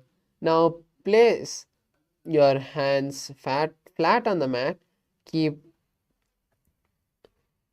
the elbows on the back of the hand as you lift your feet off the ground and balance on your hands. Visualize Swamiji in your inner space and start performing the Antaranga Kumbhaka, which is forceful inhalations and exhalation comfortably. लोलासनं सदा कुर्यात् वायुलोलापघातनात् स्थिरवायुप्रसादेन स्थिरचेता भवेद्धृतम्. Next asana is Vrishasana on the opposite side. Now place the perineum down on the left heel and keep the left foot outside of the hip. Place the hand on the mat and visualize yourself as a bull as you continue to perform the Antaranga Kumbhaka. याम्य गुल्फे पादमूले वामभागे पदेतरम्.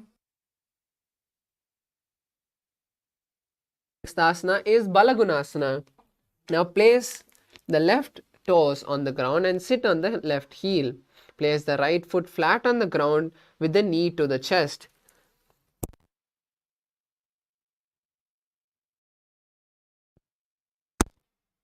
Place the hands on the respective knees and maintain an upright position as you visualize Balaguna in your inner space. आसन को गुण जल विकार जाई.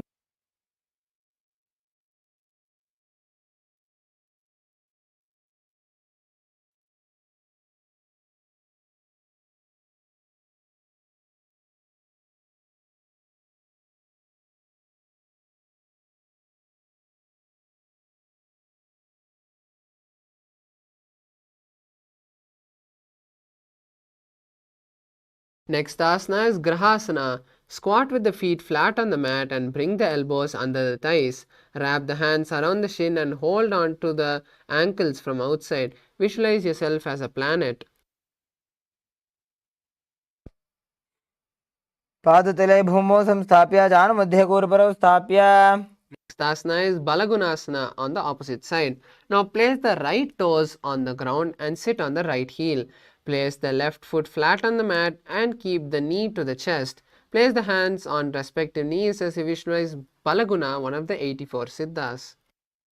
आसन को गुण जल विकार जाई. Next asana is Utkatasana. Now sit on your heels and place the knees together. Place your palms on the respective knees and visualize Swamiji.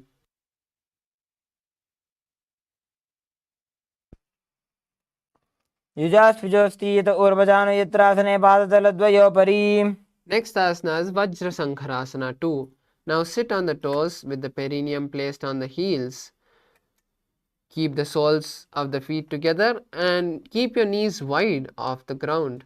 Hold the opposite elbow behind your back and visualize Swamiji. प्रथम पणापाणी होए जैसे दोबू एड़ी गुदानी वैसे. Next asana is Anilasana. Now squat on the feet with your feet apart. Place the hands underneath the sole from the inside with the palms facing down. Keep the arms straight and gaze at the nose as you visualize your ability to live from air alone. दो हाथ भूमि पर टाने कहनी जाड़ी नाभि लगाने. Next asana is Padukasana. Now stand tall and lean forward, placing the back of your hands on the mat. Place your toes on the palms and hold your legs with all the fingers. Start walking back and forth in your mat, visualizing yourself wearing padukas. हस्ततलयोः पादतले कृत्वा तिष्ठेत् गच्छेत् पादुकासनं भवति. Next asana is Kukkutodhanasana. Now place your hand shoulder width apart and start kicking your legs up into the air and letting them fall back down. Repeat this again and again as you visualize yourself as a rooster. हस्ततले भूमौ कृत्वा पादतले च ऊर्ध्वमुड्डानं कृत्वा. Next asana is Viparita Nrittasana. This is an inverted asana, so you can take the help of a wall or a partner. Now place your hands on the mat and raise your legs up into a handstand. Start shaking your legs and dancing as you visualize yourself free from every bondage. हस्ततलाभ्यां भूमिं वष्टाभ्यां ऊर्ध्वपादाग्रे कुर्वन् हस्ततलाभ्यां नर्तनं कर्तव्यम्. The next asana is Kunjarasana.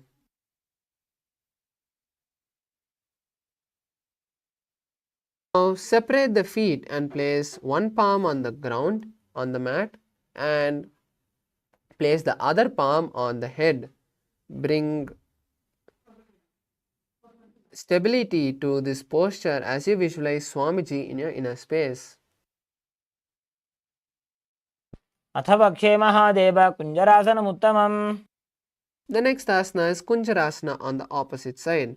Now switch the position of your hands and visualize Swamiji in your inner space.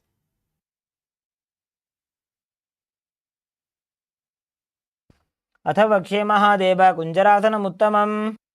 Next asana is Kadambasana.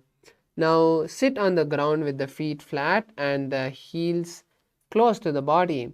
Hold the respective ankle and lift the feet off the ground. Visualize yourself as a Kadamba tree, a pious tree that promotes long life. पार्श्वीभ्यां भूमिं वष्टभ्य हस्तद्वयेन गुल्फौ धृत्वा. Next asana is Pavana Muktasana. Now sit with the heels at the perineum and hold the knees with the hands. Press them towards the chest as you visualize any excess vata being released from your body. द्वयोः सुपादयोः पाणिं लात्वा सुस्वनितम्बके. The next asana is Chakorasana.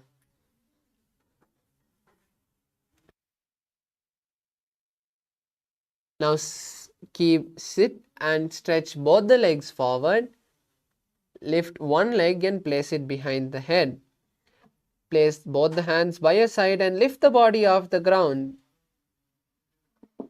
Keep the opposite leg with the knee straight and visualize yourself as a powerful source of energy as you gaze at the third eye.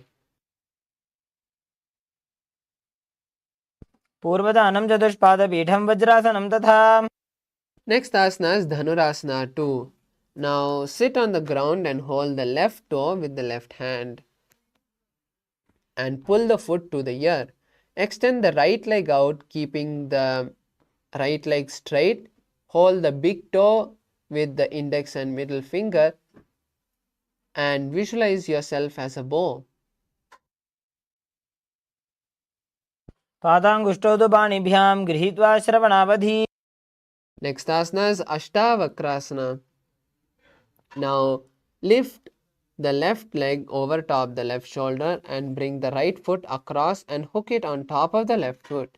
Lean forward and down while you extend the leg out and to the left side. As you lift the head and chest off the ground, visualize yourself as a flying crane. वासिष्ठमथकौण्डिन्यमूर्धकुक्कुटमेव च अष्टावक्रमथोत्थानं मयूरं सेतुबन्धनम्. Next asana is Pranasana. Now place the right foot on the left thigh and place the left foot flat on the ground. Have the left shoulder underneath the raised left leg and place the hand flat on the ground. Visualize you are immortal and gaze to the third eye. एतत् प्रभेदं वक्ष्यामि करोति यस्य चामरः. Next asana is Parshvamachendrasana. Now place the right foot at the root of the left thigh and place the left foot by the side of the right knee. Hold the left hand by the right and twist the body. Visualize the great sage Matsendranatha and gaze at the third eye. पार्श्वाभ्यां धृत्यते यास्तु पार्श्वमत्स्येन्द्रमुत्तमम्.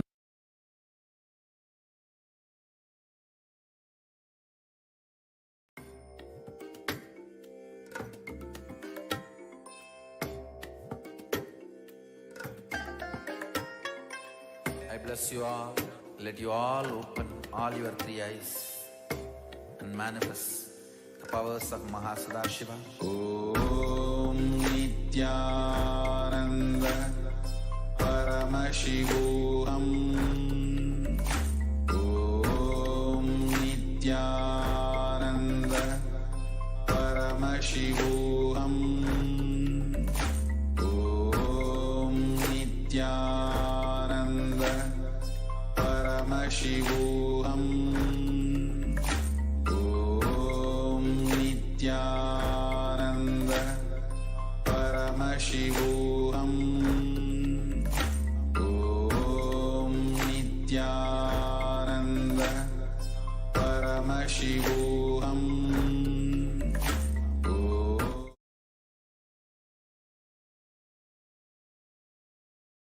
Nithyanandam, sorry for the technical glitch. We are back and we are going to continue with the next asana of the sequence, Chakorasana. Now sit and lift one leg behind your head. If you can't bring it behind your head, you can bring it to your chest or over your leg. Then place your hands at the side and lift your entire body up, extending one leg straight. Gaze to your third eye and visualize yourself as a powerful source of energy. पूर्वदानं चतुष्पादपीठं वज्रासनं तथा. Next up is Dhanurasana 2. Hold on to your big toes in Prana Mudra with one leg extended and the other foot pulled towards your ear. Visualize yourself as a bow. पादाङ्गुष्ठौ तु पाणिभ्यां गृहीत्वा श्रवणावधि. Next up is Ashtavakrasana.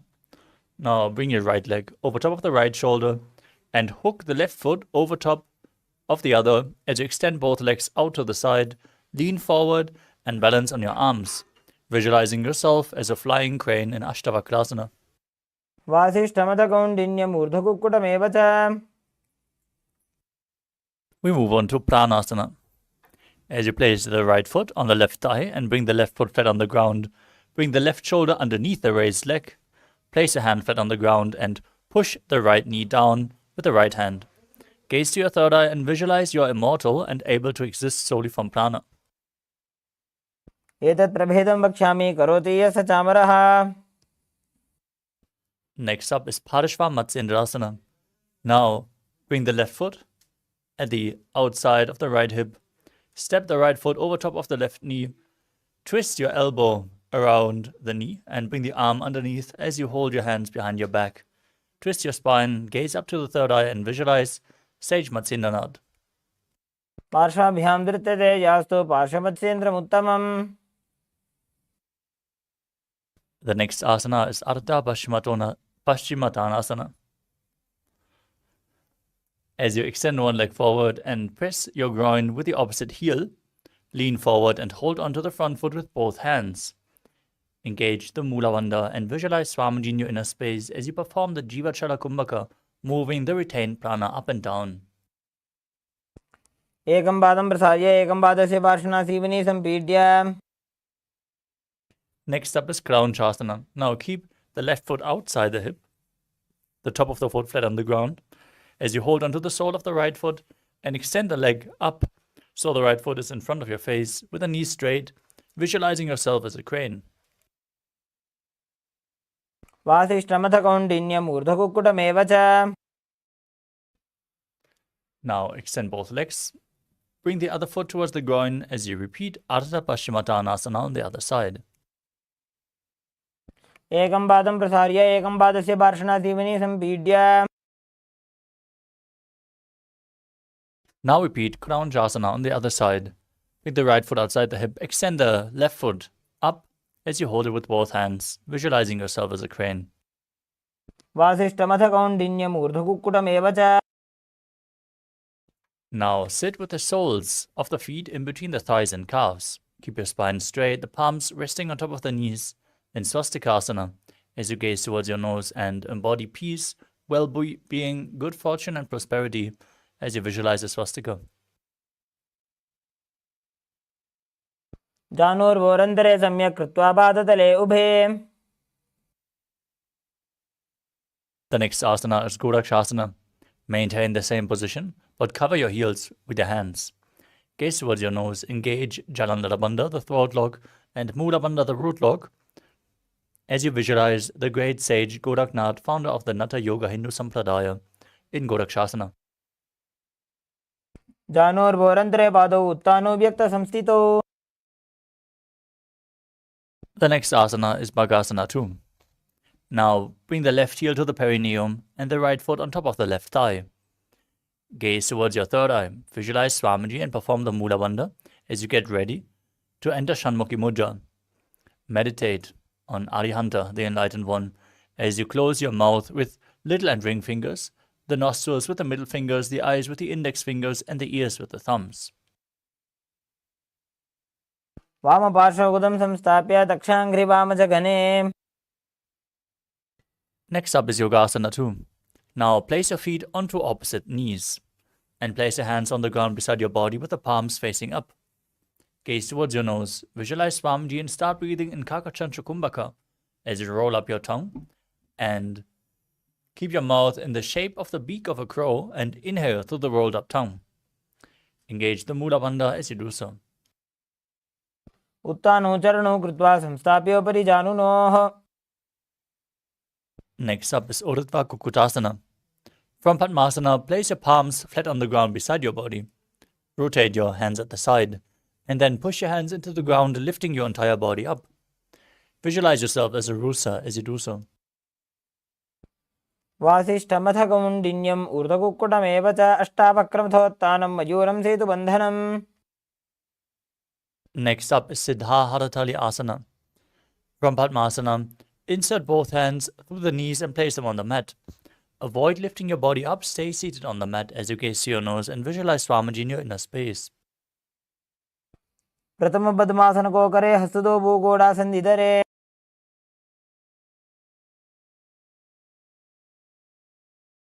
The next asana is Hamsasana. From the same position, push your hands into the mat and lift your body up. Balance on your arms as you gaze to your nose and visualize yourself as an elegant swan. कुक्कुटासने स्थित्वा स्कन्धपर्यन्तं ऊरूनि नीत्वा The next asana is Karmukasana.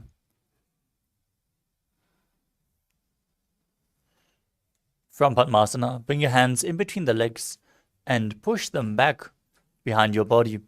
As you interlock your fingers, lean forward and down, place your forehead on the ground, and visualize yourself as Lord Shiva's bow. प्रथम पद्मासन को करे, घोड़ा संधि माही कर इधरे. Next up is Kurmasana too. From Padmasana, bring your hands in between the legs and bend your elbows to hold on to your shoulders. Visualize yourself as a turtle with a stable body and mind to live for hundreds of years. वायुजंग पर दक्षिण बामा, दाई जंग पर by ल्यावा. Maintain the same posture. Tuck your chin to the chest in Jalandhara Bandha as you gaze to your nose and rejoice knowing you're sitting in Shiva's secret knot posture in Granthi Bhedasana. वक्षे नीलकण्ठ ग्रन्थि भेदासनं शुभं ज्ञात्वा रुद्र भवे क्षिप्रं सूक्ष्मवायु निषेवनात्.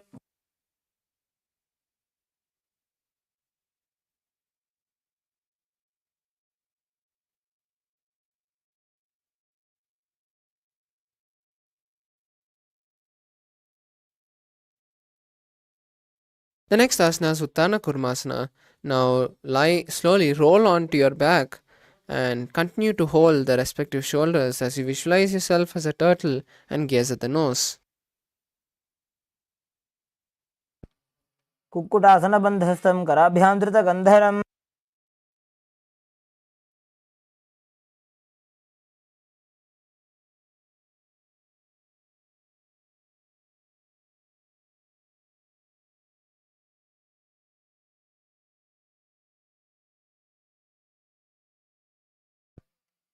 कुक्कुटासन स्थित्वा एकेन हस्तेन अन्यस्य मणिबन्धं धृत्वा. The next asana is Pangu Kukkutasana on the opposite side. Now just switch the hand and lift your body off the ground on just one hand, visualizing yourself as a rooster. Kukkutasana स्थित्वा एकेन हस्तेन अन्यस्य मणिबन्धं धृत्वा. Next asana is Gridhrasana. Now place your elbows on the soles of the feet as you interlace your fingers and rest the chin on the interlaced fingers. Visualize you have gone beyond all greed and continue to perform Kakachancha Kumbhaka. जानुर्वोरन्ध्रे पादौ उत्तानो व्यक्तसंस्थितौ. Next asana is Padmasana 3. Now keep your legs in Padmasana and stack your palms and place them in front of your navel. Visualize Swamiji.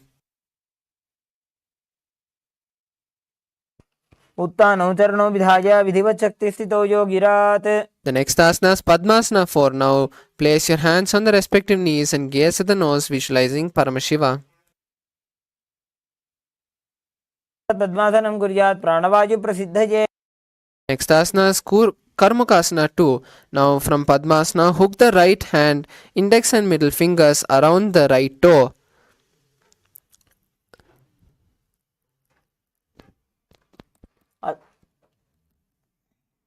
Place the opposite hand on the respective knee and repeat this on the opposite side.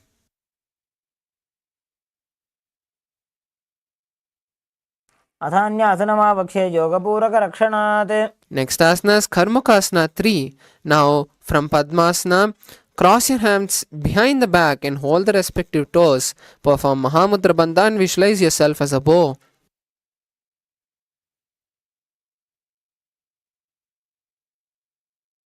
कर्मुकासनमाक्षित्य उदरे पूरयेत् सुखम्.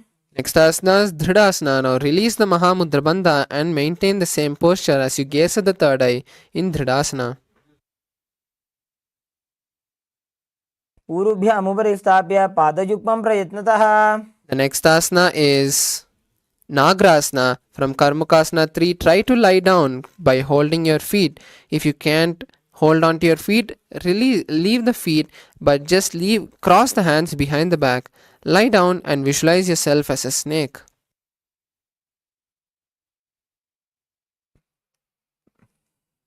प्रथम पद्मासन कोठाने दो वो हाथ पाछाने आने. Next asana is Kandukasana. Now release the Padmasana and bring your knees to the chest. Wrap your legs with your hands and squeeze your body as you visualize yourself as a ball.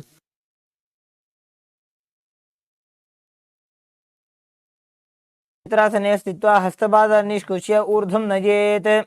The next asana is Urdhva Pavanasana. Now place your feet flat on the ground with the knees up. Interlace your fingers behind the back, behind your head as you visualize Swamiji in your inner space and gaze at the nose.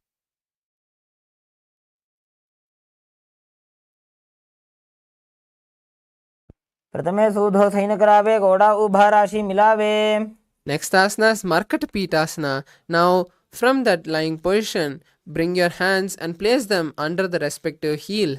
Lift your hips up and visualize yourself as an ape. उत्तान शयनं पादतले उत्तान हस्तयोः स्थापयेत् पृष्ठभागमुत्तरमजेत्. Next asana Uttana Shikipitakasana. Now support your hips with the hands and place the elbows on the ground. Stretch your legs forward and bear the weight of your body on the elbows. Visualize Swamiji in your inner space. जङ्घोरुबलहीनश्चेत् उत्तानशिखिपीठकम्. The next asana is Narakasana. Now lie on your back and raise the legs up towards the sky. Hold the lower back for support if needed, or else place the elbows and hands on the mat below. Balance here as you visualize traveling through hell blissfully. ग्रीवाकण्ठेन भूमिविष्टम्भः पादाग्रद्वयमूर्धमुत्त्रजेत्. Next asana is Tiryanavakasana. Now place the hands on the lower back and slowly angle the legs forward. Visualize yourself as a bow. नौकावत् स्थित्वा ऊर्ध्वं पादाग्रद्वयं नयेत्. The next asana is Dhwajasana. Now place the hands from your lower back if you can and balance, visualizing yourself as the Kailasa flag. तिर्यन्नौकावत् ग्रीवापृष्ठकूर्परैः भूमिं वष्टभ्य. Last asana is Amritattva. Now relax completely. Place the hands by your side with the palms facing upwards. Visualize your body is being liberated by Swamiji as you perform the Shakti Chalana Mudra, seeing the Kundalini travel from the root center to the crown. Completely unclutch from your body and just relax completely.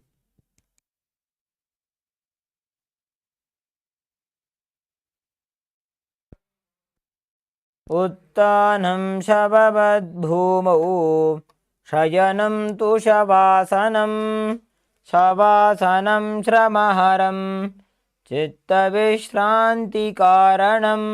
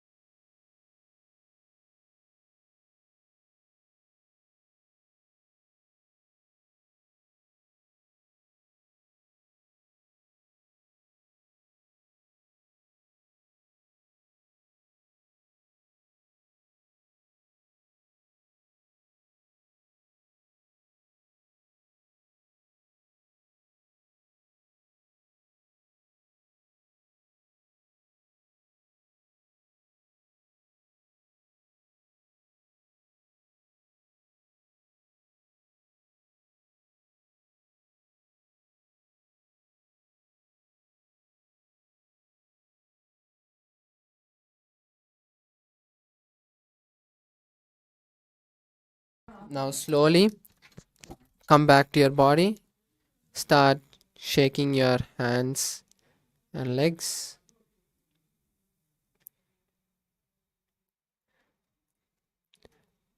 slowly lift your legs and place your knees and leg thighs to the chest. Wrap your legs and move from side to side. Slowly come to a comfortable seated position. We have completed the 308 asana sequence of the Dvitiya Vinyasa Krama. Now we are in a very high space of consciousness, and the intense prana is there in our body. The best thing that we can do to bolt this energy into us so that we can manifest Paramashiva through our body is to perform the power manifestation, which is going to intensely help us to use the Kundalini that we have awakened now to manifest in our life. So let's all make sure that immediately after the power manifestation we don't go anywhere. We just quickly get our eye bands, as we'll be doing the third eye power. Get your eye bands and be seated after the yoga finishes. Now let's finish with the Purna Mantra. So let's sit straight with our head, neck and spine in a straight line. Bring your hands to the heart center. Close your eyes. Visualize Swamiji and let's chant the Purna Mantra. Om Purnamadav Purnamidam Purnat Purnamudachyate Purnasya Purnamataya Purnamevavashishyate. Om Shanti Shanti Shanti Harihi Om Tat Sat. Sarvam Bhagavat Shri Nithyananda Paramashiva Padakarpanamastu. Om Nithyanandam. Thank you, Nithyanandam.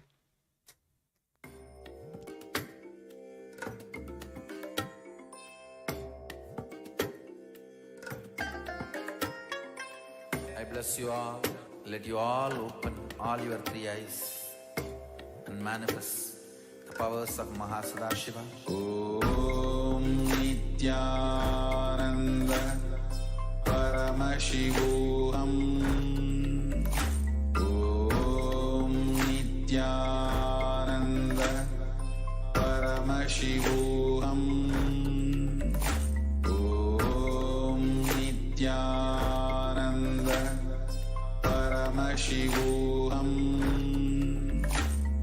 Om Nithyananda Paramashivoham. Om Nithyananda Paramashivoham. Om Nithyananda Paramashivoham.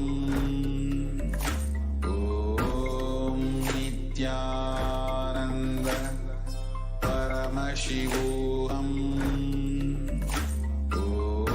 Om Nithyananda Paramashivoham. Om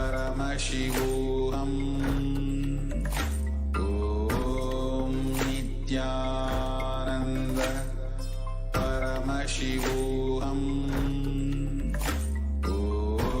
Om Nithyananda Paramashivoham. Om Nithyananda Paramashivoham. Om Nithyananda Paramashivoham. Om Nithyananda Paramashivoham. Om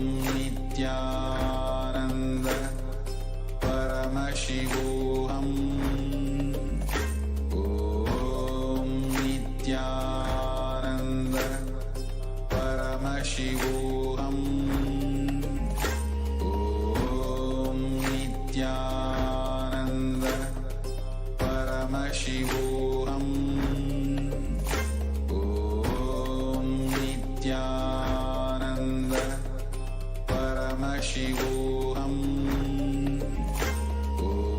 Om Nithyananda Paramashivoham. Om Nithyananda Paramashivoham. Om Nithyananda Paramashivoham. Om Nithyananda Paramashivoham. Om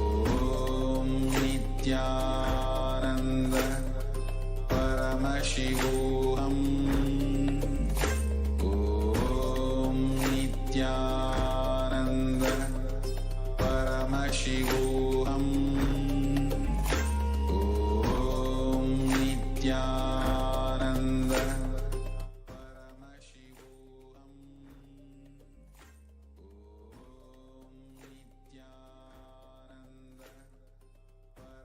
नित्यानन्दं परमसुखदं केवलं ज्ञानमूर्तिं द्वन्द्वातीतं गगनसदृशं तत्त्वमस्याधिलक्ष्यम् एकं नित्यं विमलमचलं सर्वधी साक्षिभूतं भावातीतं त्रिगुणरहितं सद्गुरुं तं Namami.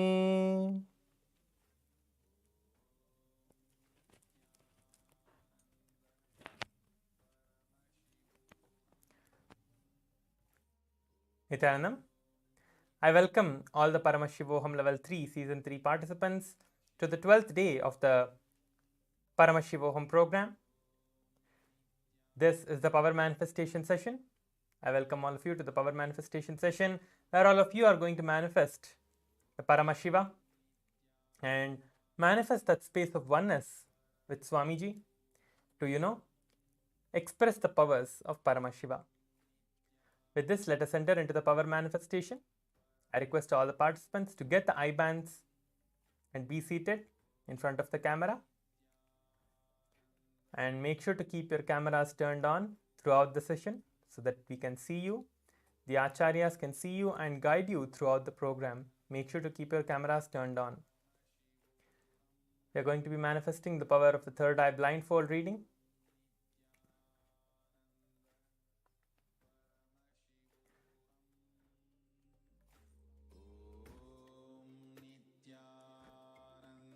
We have just completed the Prathama Vinyasakrama and the Dvitiya Vinyasakrama Yoga and established ourselves in the space of oneness to manifest the powers. So let us now enter into the power manifestation. Let us close our eyes now. Close your eyes, take your eye bands and cover your eyes. You will be listening to the Shastra Pramana now. I'll be chanting the Shastra Pramana, the source scripture where Paramashiva himself reveals about this great science and the power of the blindfold, third eye blindfold reading. How the power of the third eye manifests when you are established in that space of oneness. Kapalantarmanonasya tishthanmilitalochanaha kramena manasodardhyat lakshaye lakshamuttamam.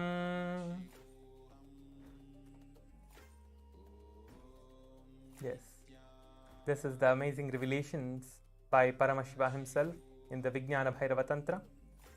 Let us now enter into the power manifestation.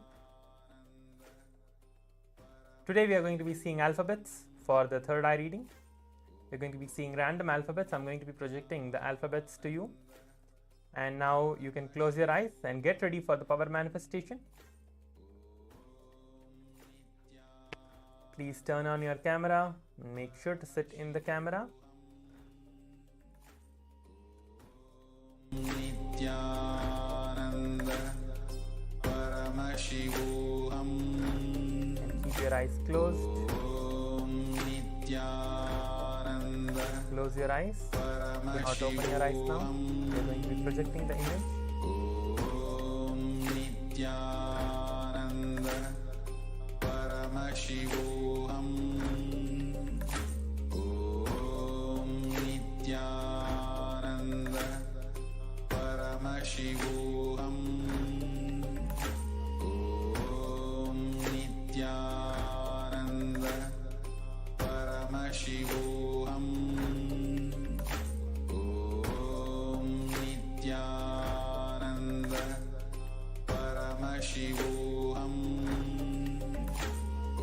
Om Nithyananda Paramashivoham. Om Nithyananda Paramashivoham. Om Nithyananda Paramashivoham.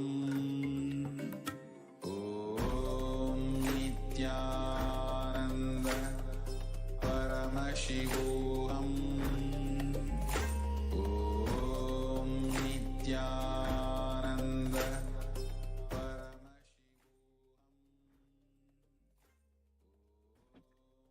Keep your eyes closed. Let us now start chanting the Mahavakya and establish ourselves in the space of oneness to manifest the powers of Paramashiva. Let us now establish ourselves in the space of oneness with Swamiji. Keep your eyes closed. Do not open your eyes now. Visualize Swamiji intensely in your third eye and start chanting the Mahavakya now. Keep the intense visualization happening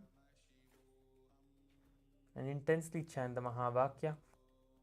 We are going to be projecting the image now for you all to scan through the third eye and see the revelations.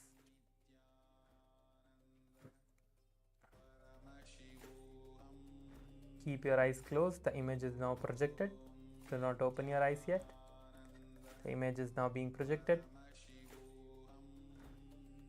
Intensely chant the Mahavakya and scan through the third eye and see. Just request Swamiji to show whatever is there being projected on the screen. Now the image is there. Continue to see through the third eye.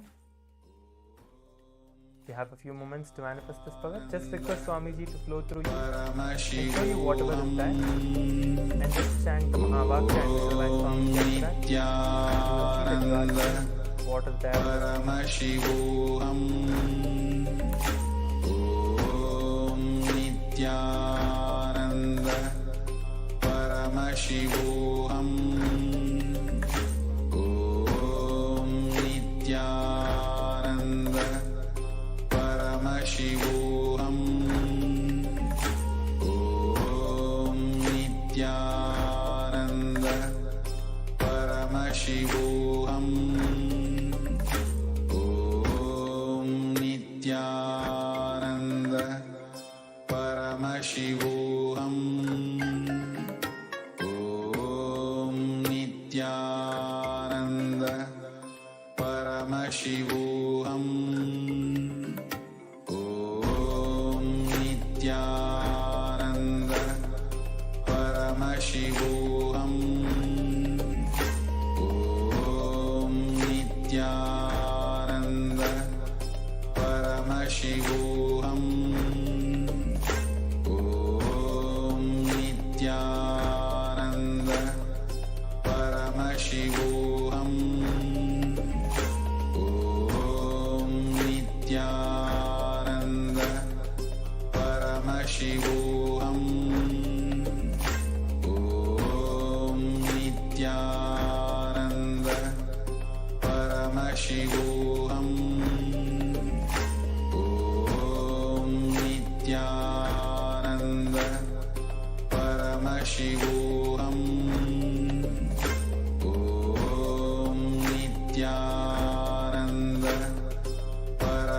Paramashivoham.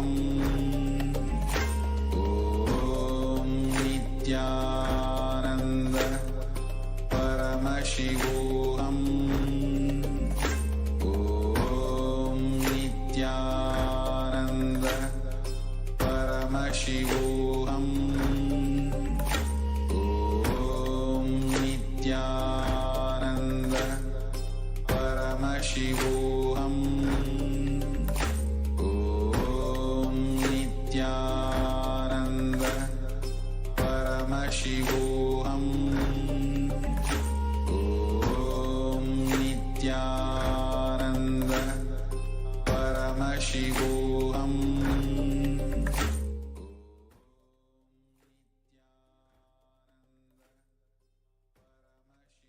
Yes.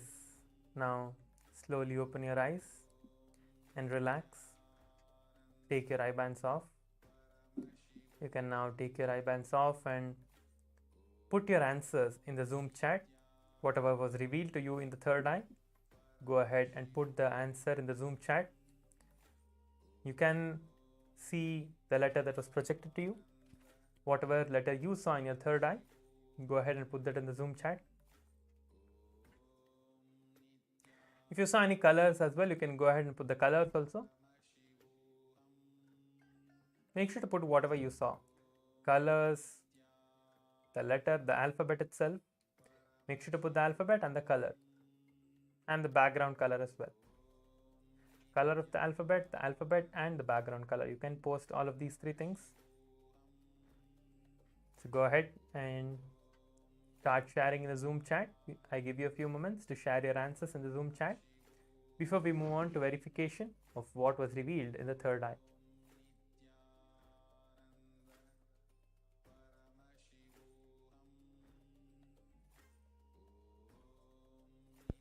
Yes. Now please make sure share your answers in the Zoom chat. Share everything that you saw in the Zoom chat. I see that a few participants are sharing. Yes.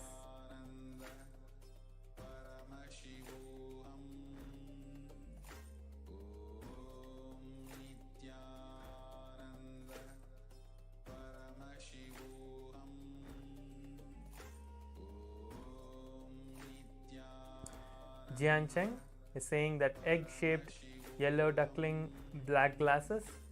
Okay. Please make sure to share everything. Jian Cheng has shared egg-shaped yellow duckling and black glasses. Okay. Now we are going to be seeing the image. I'm going to be projecting the image in the screen. It is being projected now. It is the letter D. You can see that it is projected, the letter D as in Dallas or Delhi. Yes. The image is being projected now. So you can go ahead and share. Whoever got it right, you can share that, or whatever you saw in your third eye, please make sure to share that. Whether you got the background color which is white, or the letter itself that is D, or the color of the letter which is golden or yellow. So Jian Cheng has actually got the color right, so you got yellow. That's great. Even though you saw something else as not an alphabet, but you saw the letter, that is actually really good. You are seeing the color, that is actually amazing. Just you need to start manifesting the powers a few more times. You will start seeing what it is as well. Not just the color, you are getting the color right, but you are seeing some other image, but it's okay. You are manifesting the power. Continue to manifest it. You will start seeing that you are able to manifest it, and you are manifesting the power completely, and you are able to see through the third eye. So make sure to do this power many times. We'll be moving on to the next round now. So please again close your eyes and start chanting the Mahavakya.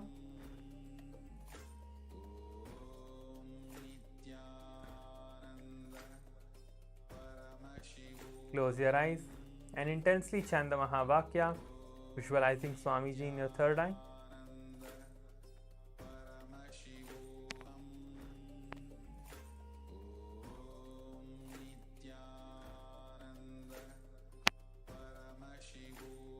Intensely chant the Mahavakya. Just visualize Swamiji and request Swamiji now. We are going to be projecting the image. Just request Swamiji. Swamiji, please show me whatever is being projected on the screen. Just flow through me and show me whatever is there on the screen. Just ask this question once. Just drop this question at Swamiji's feet. And just establish yourself in that space of oneness. Close your eyes and start chanting the Mahavakya, having that intense visualization of Swamiji in your third eye.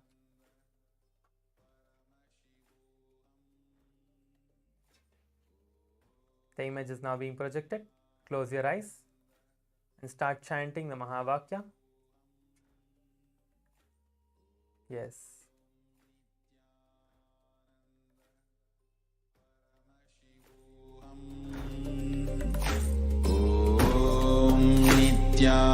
Nithyananda Paramashivoham.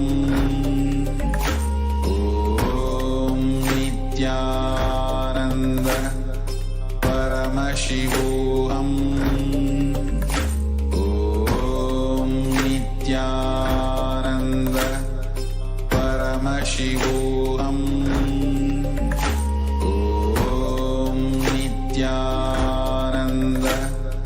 Paramashivoham. Om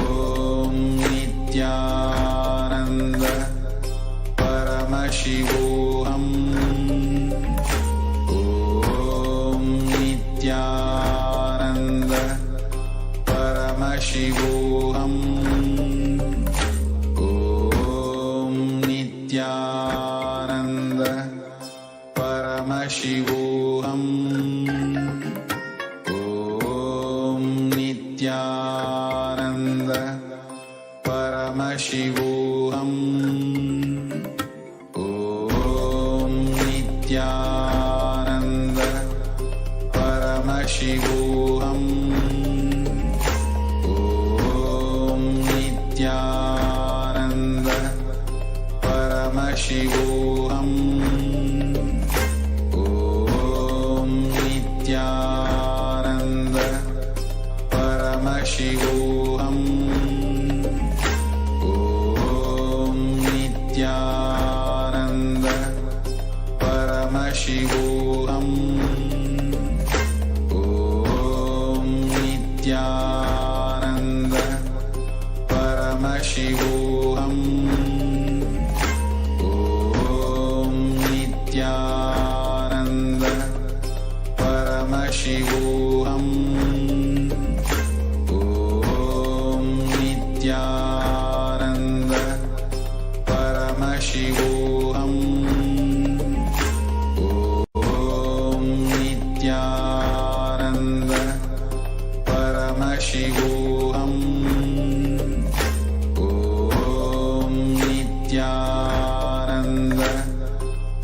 Paramashivoham. Om Nithyananda Paramashivoham. Om Nithyananda Paramashivoham. Om Nithyananda Paramashivoham. Om Nithyananda Paramashivoham. Om Nithyananda Paramashivoham. Om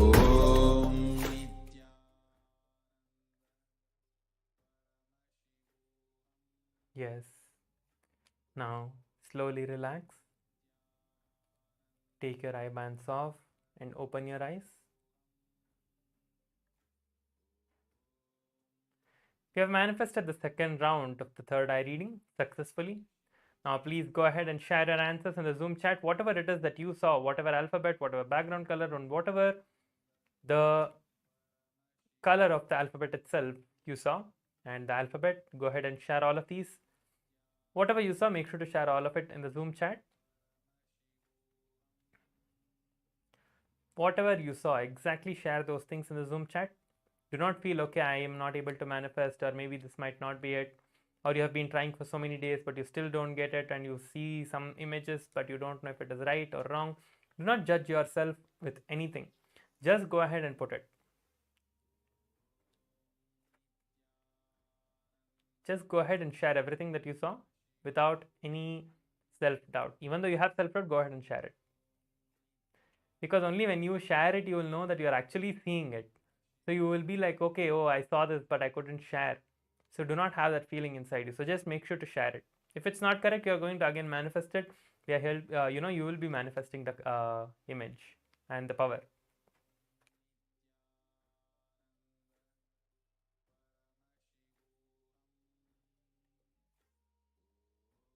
Jan Chang is saying green plants, binoculars, and water. Okay.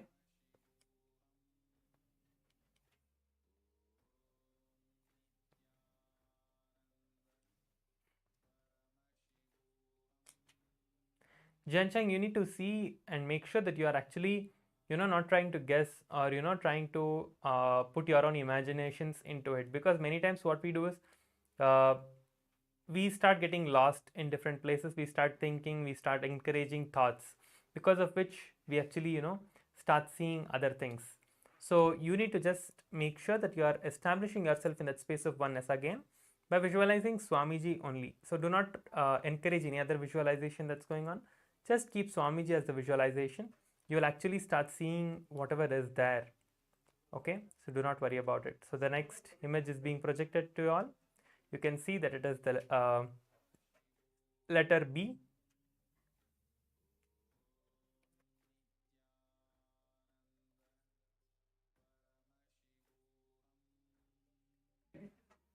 Junji Wong is saying black, white, and square. Okay. Yes, the image is being projected. Now you can see that it is B, the letter B in golden color. Okay. Yes, Jian Chang. So you can do that. You will see that you are manifesting the power more and more every day. So with this, we come to the end of today's power manifestation. So please go ahead and share your experience on the social media as well. You'll continue to manifest the powers and make sure to manifest it. So let us finish with the Purna Mantra now. Om Purnamada Purnamidam Purnat Purnamudachyate Purnasya Purnamadhaya Purnameva Vashishyate. Om Shanti Shanti Shanti Hari Om Tat Sat Sarvam Bhagavat Shri Nithyananda Paramashiva Padukarpanamastu. Om Nithyanandam. Yes, the next session is going to start shortly. Please stay tuned. Thank you. Nithyanandam. Shivoham Om Nithyananda Paramashivoham Om Nithyananda Paramashivoham Om Nithyananda Paramashivoham Om Nithyananda Paramashivoham Om Nithyananda Paramashivoham Om Nithyananda Paramashivoham Om Nithyananda Paramashivoham Om Nithyananda Paramashivoham Om Nithyananda Paramashivoham Om Nithyananda Paramashivoham Om Nithyananda Paramashivoham Om Nithyananda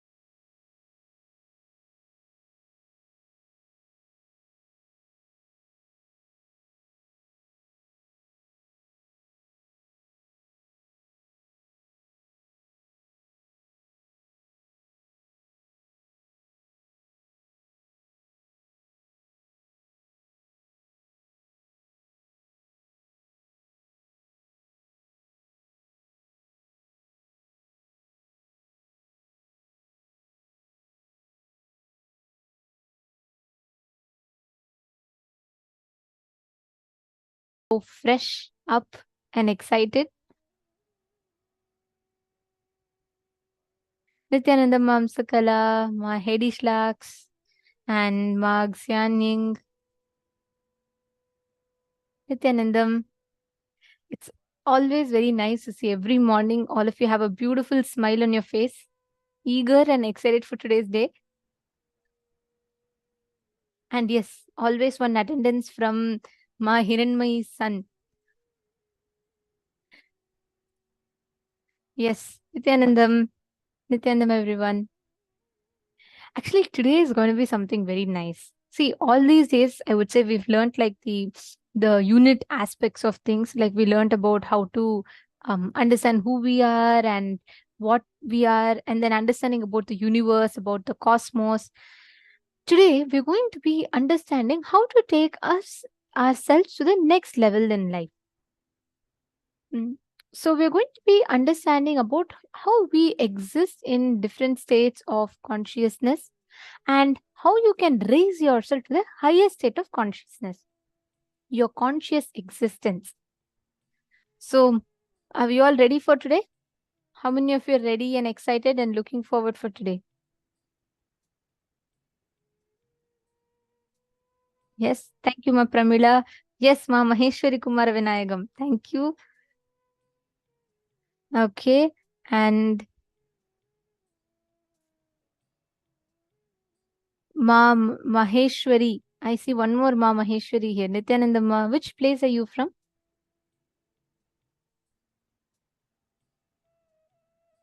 Is it? I think it's late night. Are you from India, Ma? Ma Maheshwari. I'm not saying Ma. It's not Ma Maheshwari Kumara Vinayagam. There's one more Ma Maheshwari here. So I was just speaking to her. Ma Maheshwari Karupaya. Nityanandam. Okay. And all of you that are here with us today, we're going to be understanding about how to raise our frequency to the highest level of existence, how we can raise our frequency and how we can experience the reality that we want by raising through the cosmic frequency, right? And we're going to be learning the different sciences behind it. We're going to be understanding how exactly it works, how you can raise your frequency, and what is the science of unclutching, and what are the different techniques that you can use to raise your frequency. Let's all get started with our very first session. The first session we are going to be learning is about Nirvikalpa Samadhi. What is Nirvikalpa Samadhi? Understand all those, whoever here feels like I really want to have the experience of the ultimate. I really want to experience enlightenment. I really want to have the best spiritual experience. Today is the day for you. You can invite all your friends who are seekers, who you feel like, yes, they are also like me. I think they would also enjoy this. Definitely invite them. And same way, anyone that is going through any struggles and are faced with like a lot of stress in their lives, understand stress reduces your lifespan. Tension, hypertension reduces your lifespan. But today, by learning about Nirvikalpa Samadhi, unclutching, all these techniques, you can at any moment just come out of that. You'll be able to come out of those struggles, the tension, all that you're facing. So let's get started. The first session we are going to be starting with is, what is Nirvikalpa Samadhi?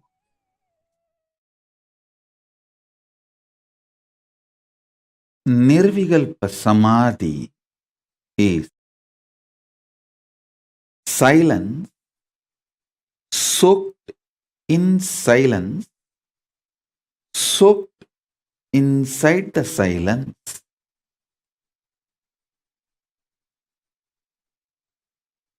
Shanti, soaked inside the Shanti, soaked inside the Shanti. Listen. I'll repeat. Nirvikalpa Samadhi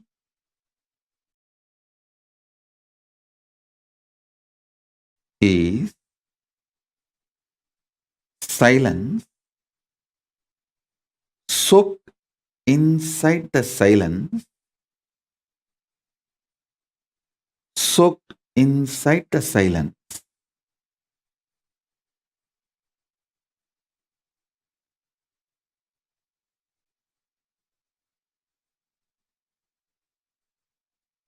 Contemplate on it.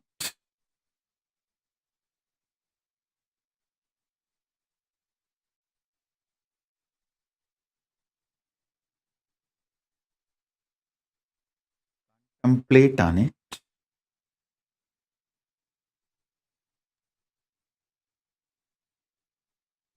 I'll initiate all of you into Nirvikalpa Samadhi as a living experience today.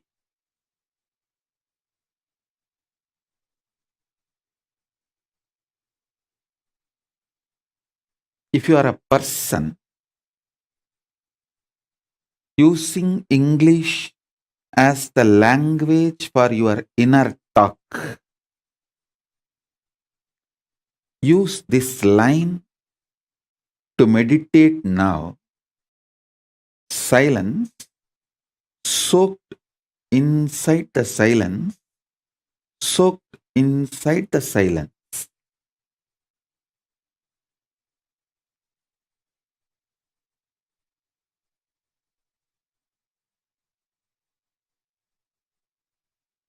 Understand?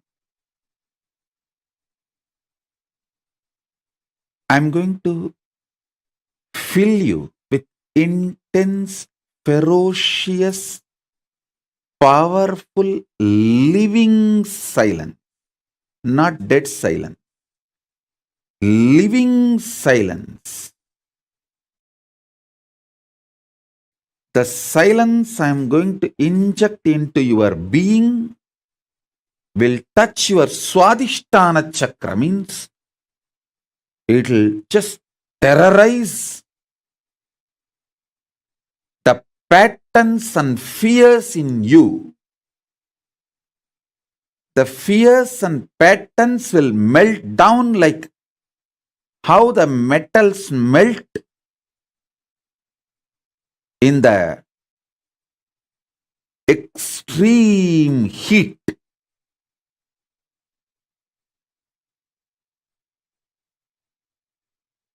In that absolute heat, how the metal melts, same way all your patterns will melt. So it is not dead silence. So listen carefully. It is not dead silence. It's a living silence. I'll initiate you into this living silence. So you are liberated from the patterns. I tell you, freeing yourself from the fear gives you the power to negotiate in life. Understand? Everything is negotiation in the life. Whether the decision you take, what time to wake up, how to wake up, what to use to brush your teeth, what to use to wash your body, everything is negotiation.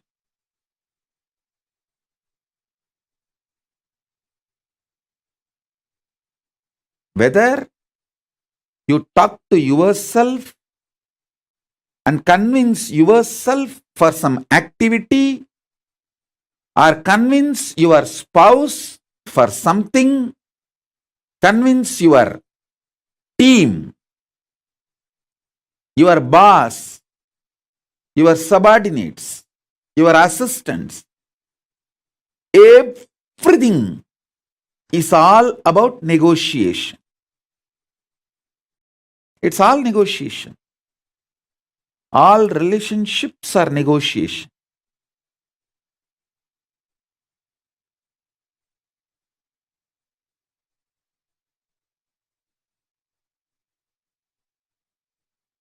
When your fear patterns melts away, you will be so clear about the negotiation with life. You will create such blissful, happy, powerful ambience around you. And you will know very clearly with whom you should negotiate, what, how.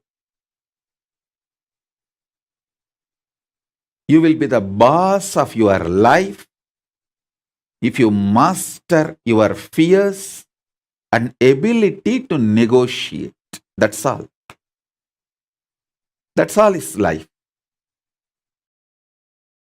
So with this infusing Nirvikalpa Samadhi in you, melting down your fears, I will empower you with the negotiation power. Negotiation skills.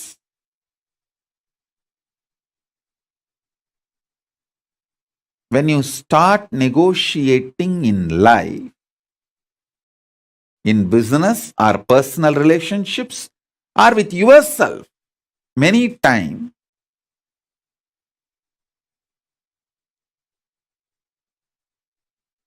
even what time to sleep, what time to wake up,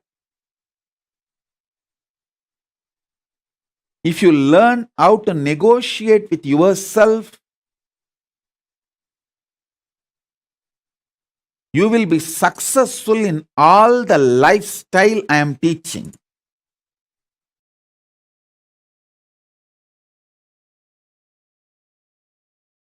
Intense involvement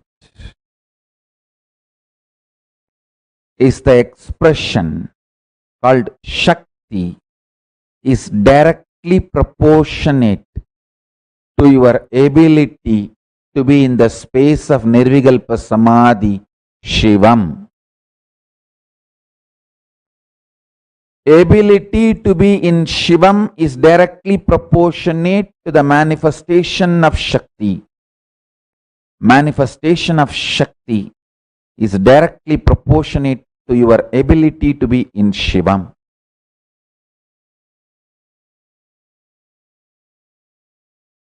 Put more energy, more attention, more awareness, more life into your ability to be in Nirvikalpa Samadhi, to build your capacity to be in Nirvikalpa Samadhi, Shivam.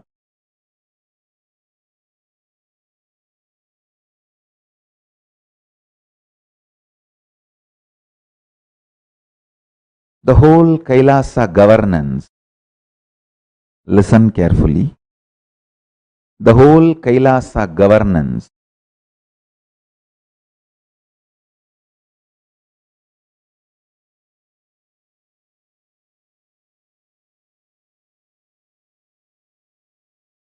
described elaborately in Agamas, Mrigendra Agamas, Vidyapadam, Raurava Agama. In multiple Agamas, Paramashiva elaborately describes the whole thing is founded on this principle. Your ability to be in Shivam is directly proportionate to your ability to manifest as Shakti. Your ability to manifest as Shakti is your ability to be in Shivam.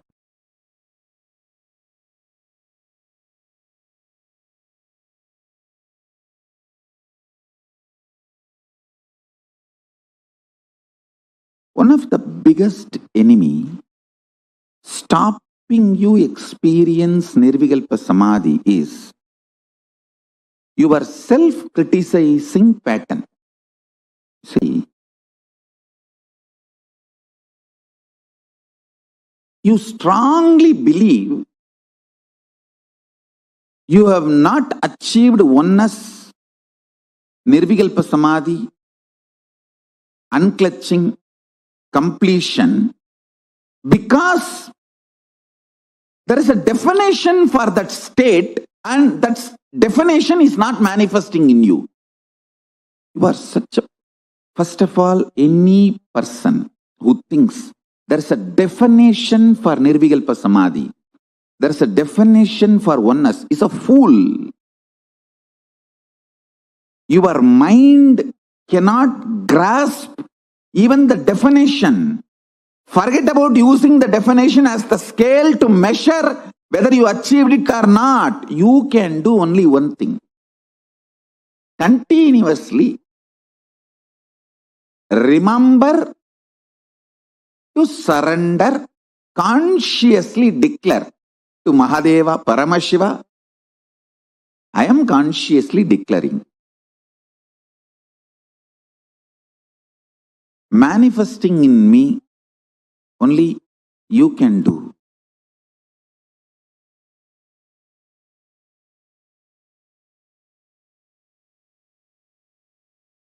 Ramana Maharshi beautifully sings in Aksharamanamala. Aru kavenai andanai agattidil agilam vazhittidum Arunachala. Akambuhundirthun nagakkugai sirayai amarvitta dengolo Arunachala. That whole scene is actually in Madhura Bhava. One of the wives of Krishna, when she was with the parents but she was in love with Krishna, she doesn't know how to run away from the home and marry Krishna. So somehow she sends message to Krishna that, please take me with you. Then Krishna plans and goes, and as per his plan, he gets her and marries her. This is the exact scene, mood with which Bhagavan is describing at least the first few verses. This whole scene of Krishna and Krishna's wife that's exactly the thing which happens in life. The Krishna's wife is an individual soul, all of us. Krishna is Paramashiva. We can only declare to Paramashiva, Prabhu, I am here, I want you to be with me and I want to experience oneness with you. How he will manifest in us, only he knows. If you have a scale, how he should manifest in you, and using that scale, if you beat yourself with the self-doubt, self-hatred, self-denial, you put yourself more and more in suicidal arrogance. I tell you, suicidal arrogance is worse than depression. I am not supporting depression. I am only saying it's worse than depression.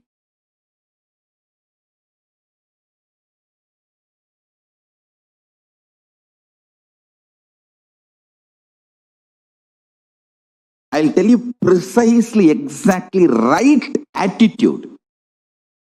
Declare to Paramashiva, Prabhu, really, I personally do not know much about the way you exist. But as per your declaration in Vedas and Agamas and my Guru's confirmation, I have some idea about how you exist. Whether that idea is complete or not, I do not know. But what I know as me, I surrender unto you. I offer me to you. Please You take away me in you. You radiate. Let you alone exist. Let me experience absolute oneness. Nirvikalpa Samadhi, unclutching, complete completion, or whatever, the highest state. I may not know the name or words to describe. Let me experience that. Declare it consciously. Remember one thing. Even if you are consciously enjoying somebody swimming, his brain activity, his neuron activity is mirrored in you.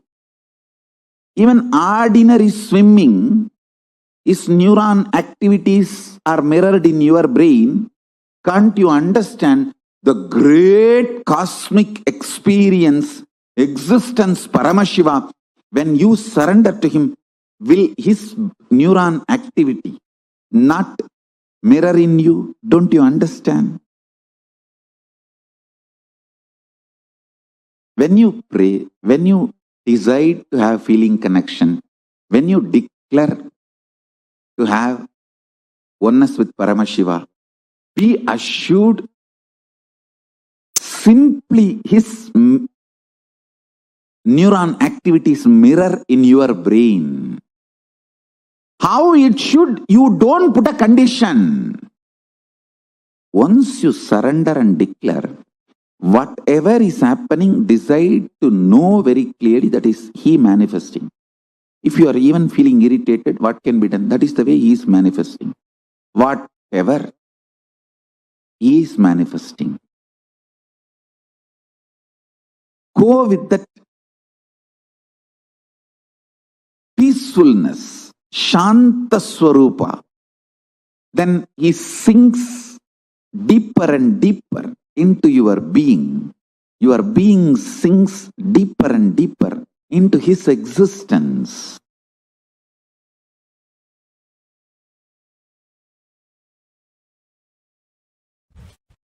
Straight, simple, in one line I can say, source of all knowing is Nirvikalpa Samadhi. It is too easy to achieve because every breath takes turn touching your Nirvikalpa Samadhi space.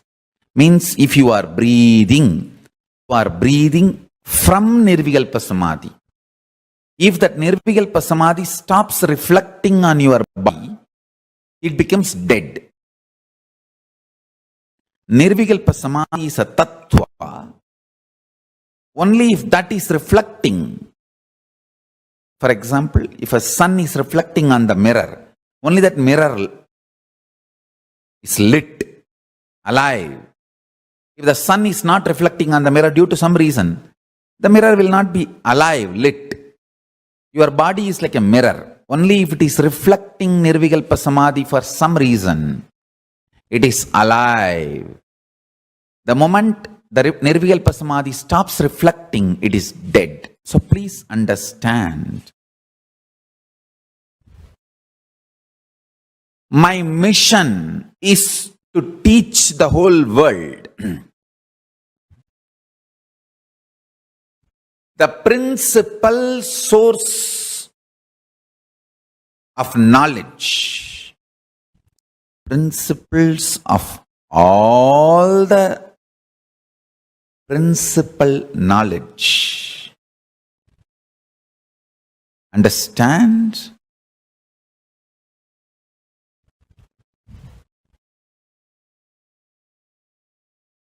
Is Nirvikalpa Samadhi.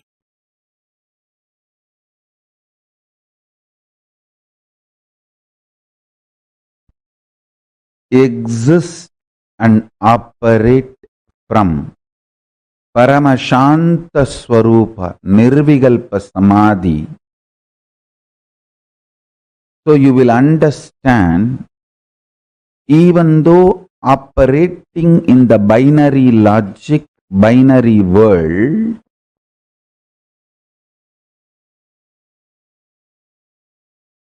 the binariness of the world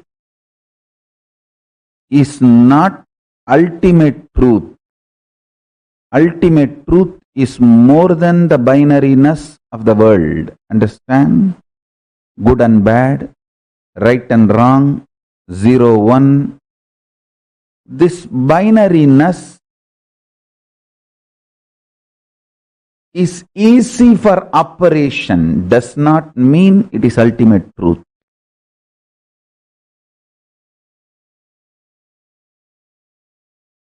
Only the higher science can refute what you know as science. If you operate from the Paramashanta Swarupa, Nirvikalpa Samadhi, you will understand the higher science. So you will know where the regular science which you know as science should be adopted, applied, and where it is inadequate. Listen to these three truths today Paramashiva is revealing. First, more and more operating from Nirvikalpa Samadhi will make you realize binary system with which this whole world is operating. Whatever you call as science, logic, rational, good, bad, right, wrong, everything, almost everything you know below the sun and above the sun is binary. Whatever human mind can conceive, consume, conceptualize, cognize, everything is binary. Good, bad, right, wrong, 0, 1, there or not, it's all binary. Even your third possibility is mixture of this binary. Existence of binary and denial of binary and mixture of binary only forms even your third, fourth, fifth component and cognition. To understand, operating from Nirvikalpa Samadhi will make you understand binary is easy way for coexistence but not ultimate truth. You should know how to coexist beautifully, easily, sweetly, happily, and you should know the ultimate truth. That is the uniqueness of your existence. People who learn only how to coexist happily may have power over the human society. Power over the human society is not always the truth of the existence.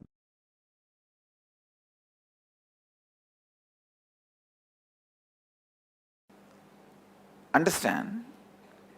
Perpetual completion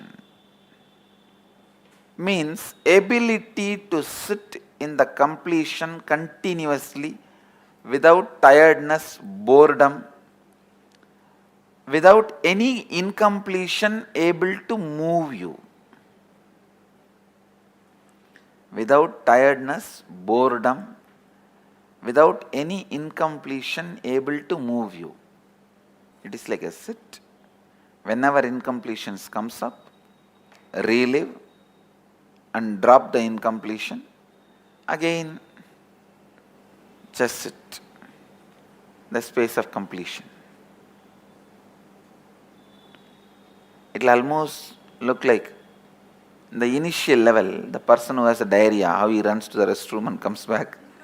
And in next 5 minutes again he runs to the restroom and comes back.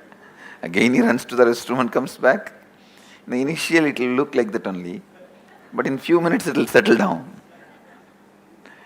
It may look like a wrong analogy. You can sit with open eyes or closed eyes. But you can't engage yourself in unconscious slumber, means sleeping. You can't engage yourself in just getting lost in the flow of thoughts. No. You will only sit in the space of complete completion. I am going to be here continuously encouraging you and guiding you. Listen. Listen to the instruction. You don't need to keep your eyes closed or eyes open. It's up to you. You want to keep your eyes open, keep it open. If you want to keep your eyes closed, keep it closed. It's up to you. But no thought current inside. You will sit in the space of completion. Any thought comes up is an incompletion. Then see the source.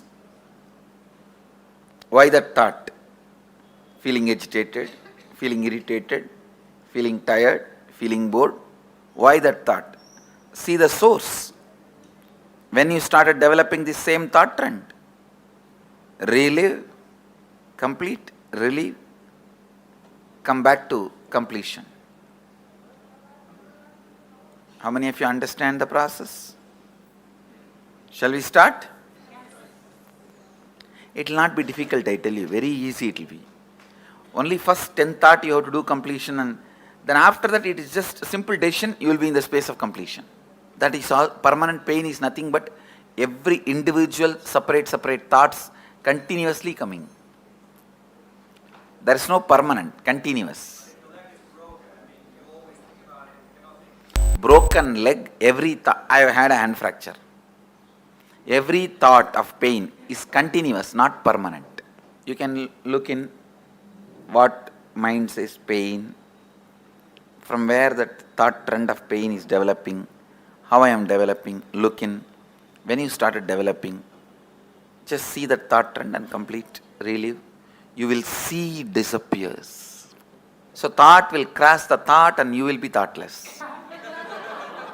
Understand? Completion is also one thought which completes the incompletion. You will be in the space of completion. I tell you, you can complete even with the life incidences happening. For example, if you are continuously abused, decide I am completing with this pattern. You will see suddenly, you will stop attracting the people who are abusing you. Your life incidents can be completed. What you are talking about, small pains.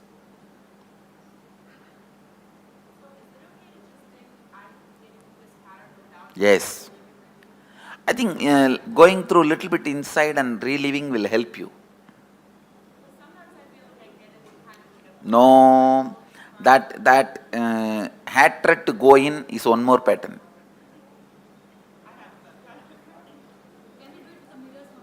Yes, you can use anything you want, just come back to completion, that's all.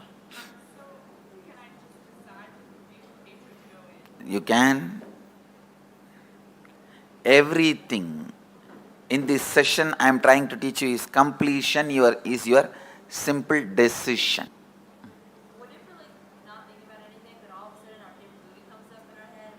That is incompletion. That is what I am telling. Run to the bathroom immediately. Take a diarrhea patient. Complete, drop, and come to the space of completion. Actually, I am teaching you to live in Nirvikalpa Samadhi. Perpetually living in Nirvikalpa Samadhi. Perpetually living in the space of Advaita. Perpetually living in the space of completion. That's what I am teaching you guys now. Say, all these days we pulled out many incompletions from inside and completed. Today, we are just looking, whoever comes to fight with you, you are going to fight with them. That's all. We don't call for Mahabharat war. Whoever comes on the way to fight with you, finish them. No, every thought is a powerlessness.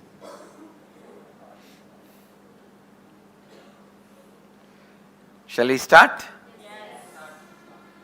You don't need to close your eyes or tie the ribbon. Just sit. If you want to close your eyes, you can close. If you want, you can pick up your mirror. Let's start.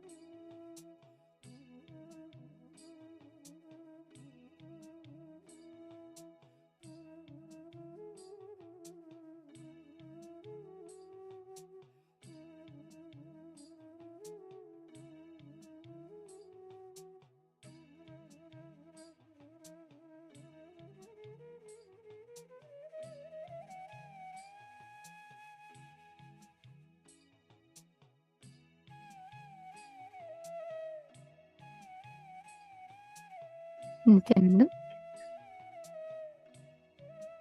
If you're all able to hear us, please put yes in the chat.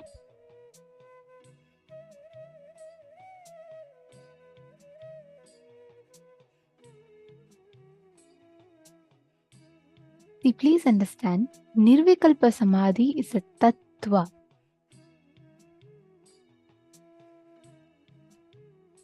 The moment that principle, that space of Nirvikalpa Samadhi stops reflecting in your body, that moment is what we call as death. From the moment that we come down, our existence is very tightly interwoven with the space and state of Nirvikalpa Samadhi. And that Nirvikalpa Samadhi is the existence of our, you see, all of us originally, in our original state of existence, we are all in the space of Nirvikalpa Samadhi. But because of delusion and other things, we start drifting away and deviating ourselves from that space. Every time you drift away or every time you deviate from that space, again and again, you come back, you fall back into the space of conflict inside of you. See, Swamiji gives a very beautiful example. If the sun is reflecting on the mirror, and if the sun is not reflecting on the mirror, it is due to some reason, the mirror will not be lit. But as long as there's a light, the source of light, only then mirror exists, correct? Actually, without light, there's no mirror. Mirror is not a mirror without a light. There needs to be some photons for it to reflect. Same thing with body. There needs to be some state of Nirvikalpa Samadhi for it to reflect. Only then our body will even understand, or our body will even cognize what is life. Nirvikalpa Samadhi is that space or that state of life in us that happens inside our inner space.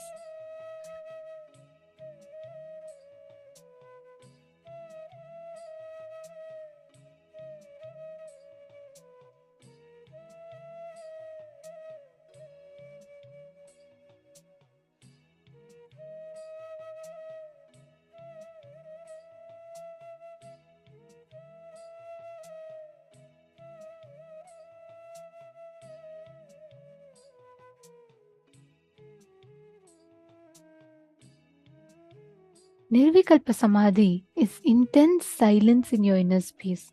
When you are in that space of silence, like complete silence in your inner space, you manifest the space of Nirvikalpa Samadhi in you.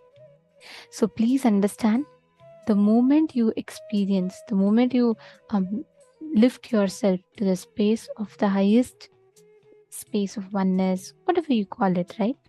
That very moment, you experience that Nirvikalpa Samadhi in you.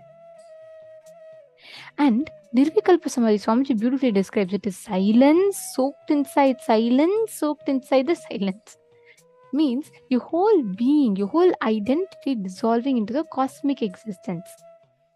And one of the biggest enemies that stops you from Nirvikalpa Samadhi is your self-criticizing pattern. The moment you drop that self-criticizing pattern inside of you, you will experience that shift in you.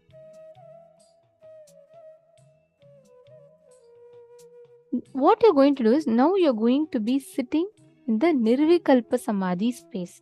Okay, listen very carefully. I request every one of you to do this sincerely, because the moment you tune into Nirvikalpa Samadhi, you awaken your own possibility to experience the highest dimensions of you.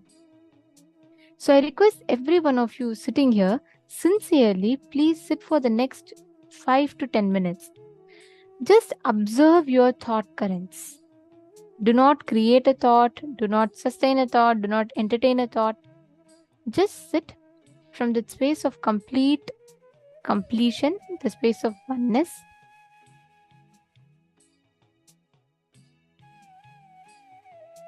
Watch your thoughts. See, you can sit with your eyes closed or eyes open, it doesn't matter, it's up to you. But sit in a comfortable position, keep your back straight, and just if you prefer, you can keep your eyes open. If you prefer, you can keep your eyes closed. However, it is fine. But the key here is experiencing the space, the state of Nirvikalpa Samadhi, which means you're going to be experiencing what exactly it means to manifest that highest existence in your inner space. Come to that space. Just watch your thoughts. All the thoughts that's happening inside of you, just watch your thoughts. Observe them. All of you sit now. I request each of you to sincerely do this.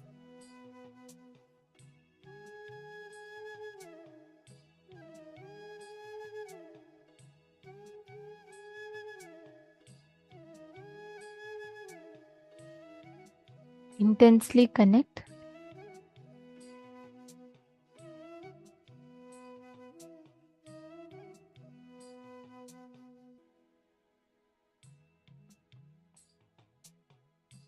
Any thoughts happening in your inner space, just observe. Observe the thought patterns. Observe the thought trends. Do not create a thought. Do not sustain a thought. Do not destroy a thought. Just observe. Just be a witness to the thoughts and thought patterns.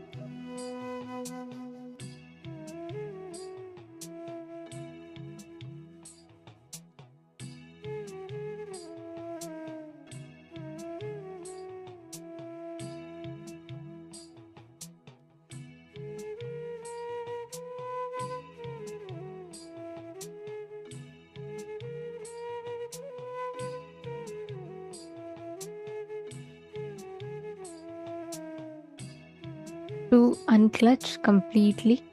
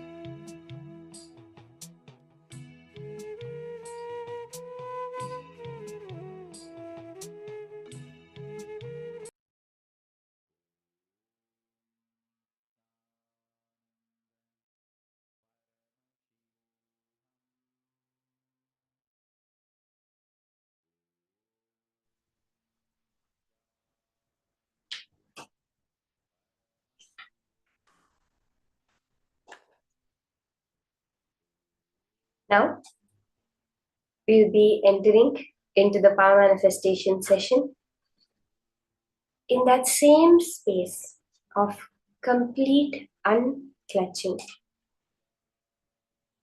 That Nirvikalpa Samadhi, we are going to be doing the power manifestation of the power of materialization, where you are literally going to be able to 3D print. Swamiji says the power of materialization is nothing but 3D printing your reality. The truth of the matter is that even right now, this very moment, you are printing your own reality. You are creating your whole reality. It is when you recognize that you know how to print your reality in any way you want it. That is what we are going to be manifesting today through this power of materialization. How each one of you can now are going to be creating your reality the way you want it. Starting with the small thing of some powders, some golden sparks materializing. The Shastra Paramashiva beautifully reveals this power of materialization.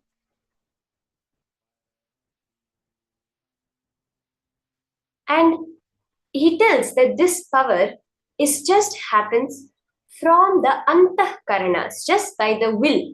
What is classified as the buddhi, the manas, the chitta, all these internal will.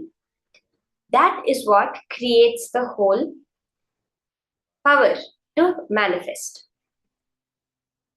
Now, just now we were all sitting, we spent a few minutes doing the unclutching, right? What exactly is unclutching? That unclutching is expanding the gap between our thoughts. Let's now listen to what Paramashiva has revealed about this power of materialization in the Shastra Pramana. The Shastra Pramana is from the Paushkara Agama, Vidyapada, chapter 6, verse 101. Praptyadayo gunah pancha yoginah karanatmajaha manasa abhishta samsiddhih praptirnama gunalayah. Bhagavan Paramashiva says, the 5 powers beginning with Prapti arise for the yogis through the internal organs such as the mind and others. The power of attaining whatever is desired by the mind, the manasa, is called Prapti. It is declared to be the abode of all desirable powers, Gunalaya, an abode which brings about all the desired qualities. For the Apta Pramana of this power, we see the very beautiful instance which happened in the life of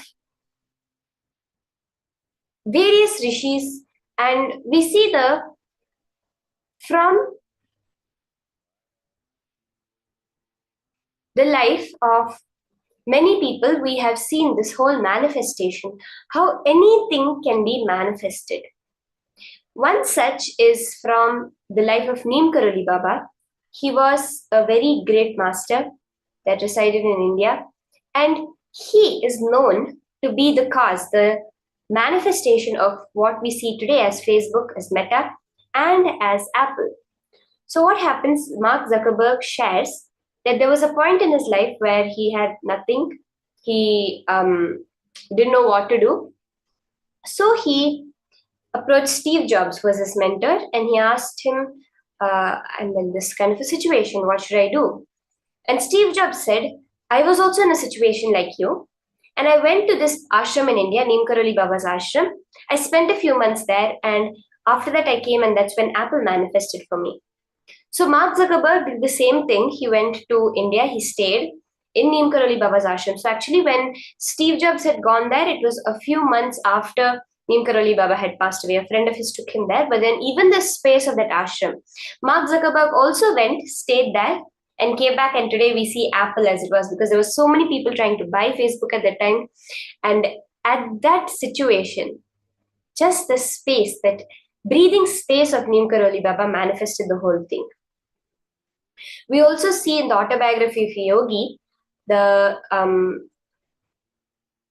incidents from the guru, life of the guru of Paramahamsa Yogananda, where when he went to Himalayas to fulfill one karma of a desire that he had had in some previous life to own a golden palace, His guru, Mahavatar Babaji, so basically Paramahamsa Yogananda's guru's guru, who is the immortal Mahavatar Babaji, manifested an entire golden palace in the Himalayas for all of them to enjoy.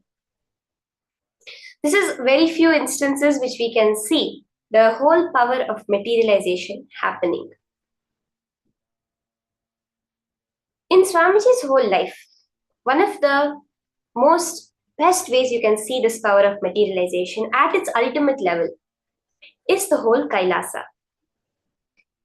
Everyone knows, like if you just Google it, it's literally impossible to create a nation in the 21st century. There have been so few nations that have been created and actually gained worldwide acceptance. But Swamiji already has set out to do that, and he's making it happen in front of all our eyes. He's materializing an entire country. And what does Swamiji say? Kailasa, the entire Sri Kailasa we are witnessing, is just a side effect of Swamiji's space of Samadhi. It is that space of Nirvikalpa Samadhi which manifests as everything in life. As Swamiji said, if the Nirvikalpa Samadhi is not there in you, you are considered a dead body. So now, we are all going to be manifesting this power of materialization. Starting with, in your palms, you're going to be materializing golden sparks. Okay, let's start with that. Just some golden sparkles. So I request everyone, you can first go wash your hands and wipe it nicely and make sure there's nothing. Take a photograph of your palms. One of the most powerful ways to understand this whole power of materialization, Swamiji says, every time you materialize, you are bringing antimatter into matter. Swamiji is actually saying that what is now antimatter in this world is considered like billions of dollars expensive. Swamiji says, every time you materialize, even a small spark, you have just created antimatter. It is that antimatter which becomes matter in your palm. Now, what's the thing? Why is this related to Nirvikalpa Samadhi?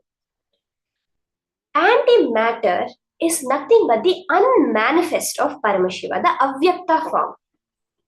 The parallel universe dimension of you that exists as Paramashiva, which we are seeing in form as Swamiji. When you are sitting and doing the unclutching, what you're doing is nothing but expanding that gap between your thoughts. That gap, that so-called emptiness, vacuum, is where Paramashiva resides, is the quantum vacuum fluctuations, what they call it, the Planck energy, which is the most intense vibration of the cosmos, Paramashiva himself. That is the antimatter that you are accessing. When you're doing this whole unclutching, the increasing of the gap between your thoughts or catching that gap between your thoughts, you're just bringing that antimatter. You're accessing that antimatter form of you through which you can just create any matter in your universe. Are we all understanding this? Are we ready to start? So once you've washed your hands, you can settle down. Make sure there's nothing on your palms. You can check closely. You can put the torchlight also and check and take a photograph that there's nothing on your palms right now. You're going to start with manifesting golden sparkles. You can manifest anything, powders. There can be vibhuti, jnananjana, kumkum, all of these materializing. Let's start with the golden sparkles. Yes, the golden dust.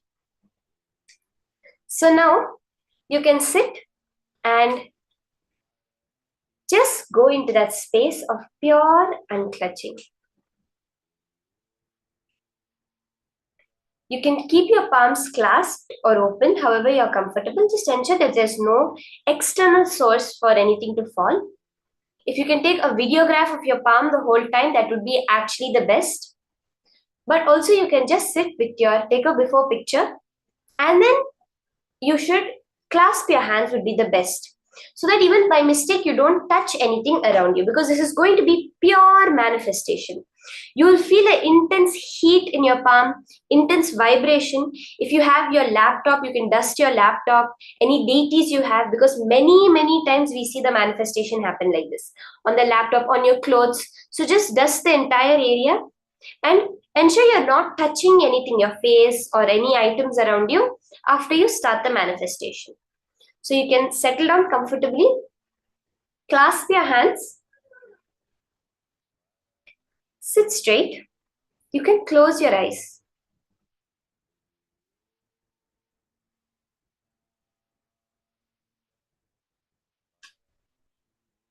Start chanting the Mahā Vakya. Om Nithyananda Paramashivoham intensely. Be in that space of pure unclutching. You're not doing any of the 5 actions: the creation, the sustenance, the destruction of any thoughts happening. Let it just flow through you in that intense feeling connection with Swamiji. Chant the Mahā Vakya intensely.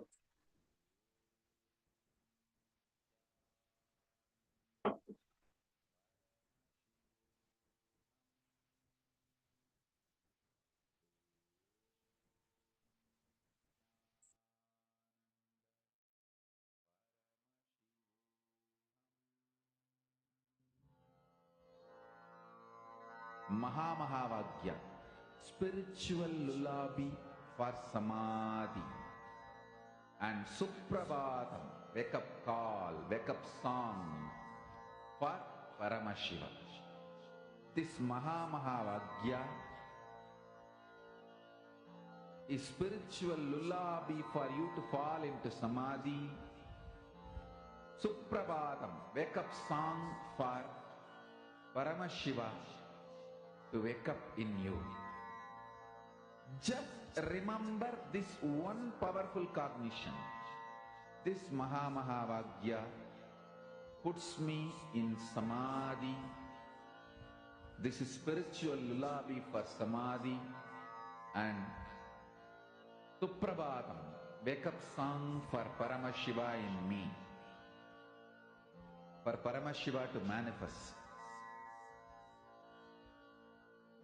With this one spiritual powerful cognition, chant this Mahavagya.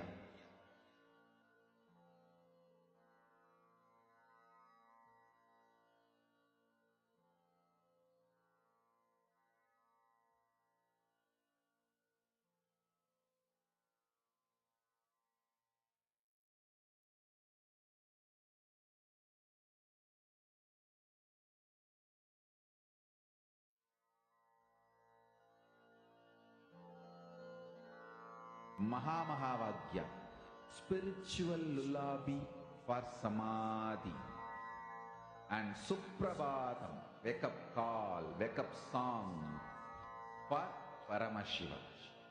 For Paramashiva to manifest. With this one spiritual powerful cognition, chant this Mahavagya.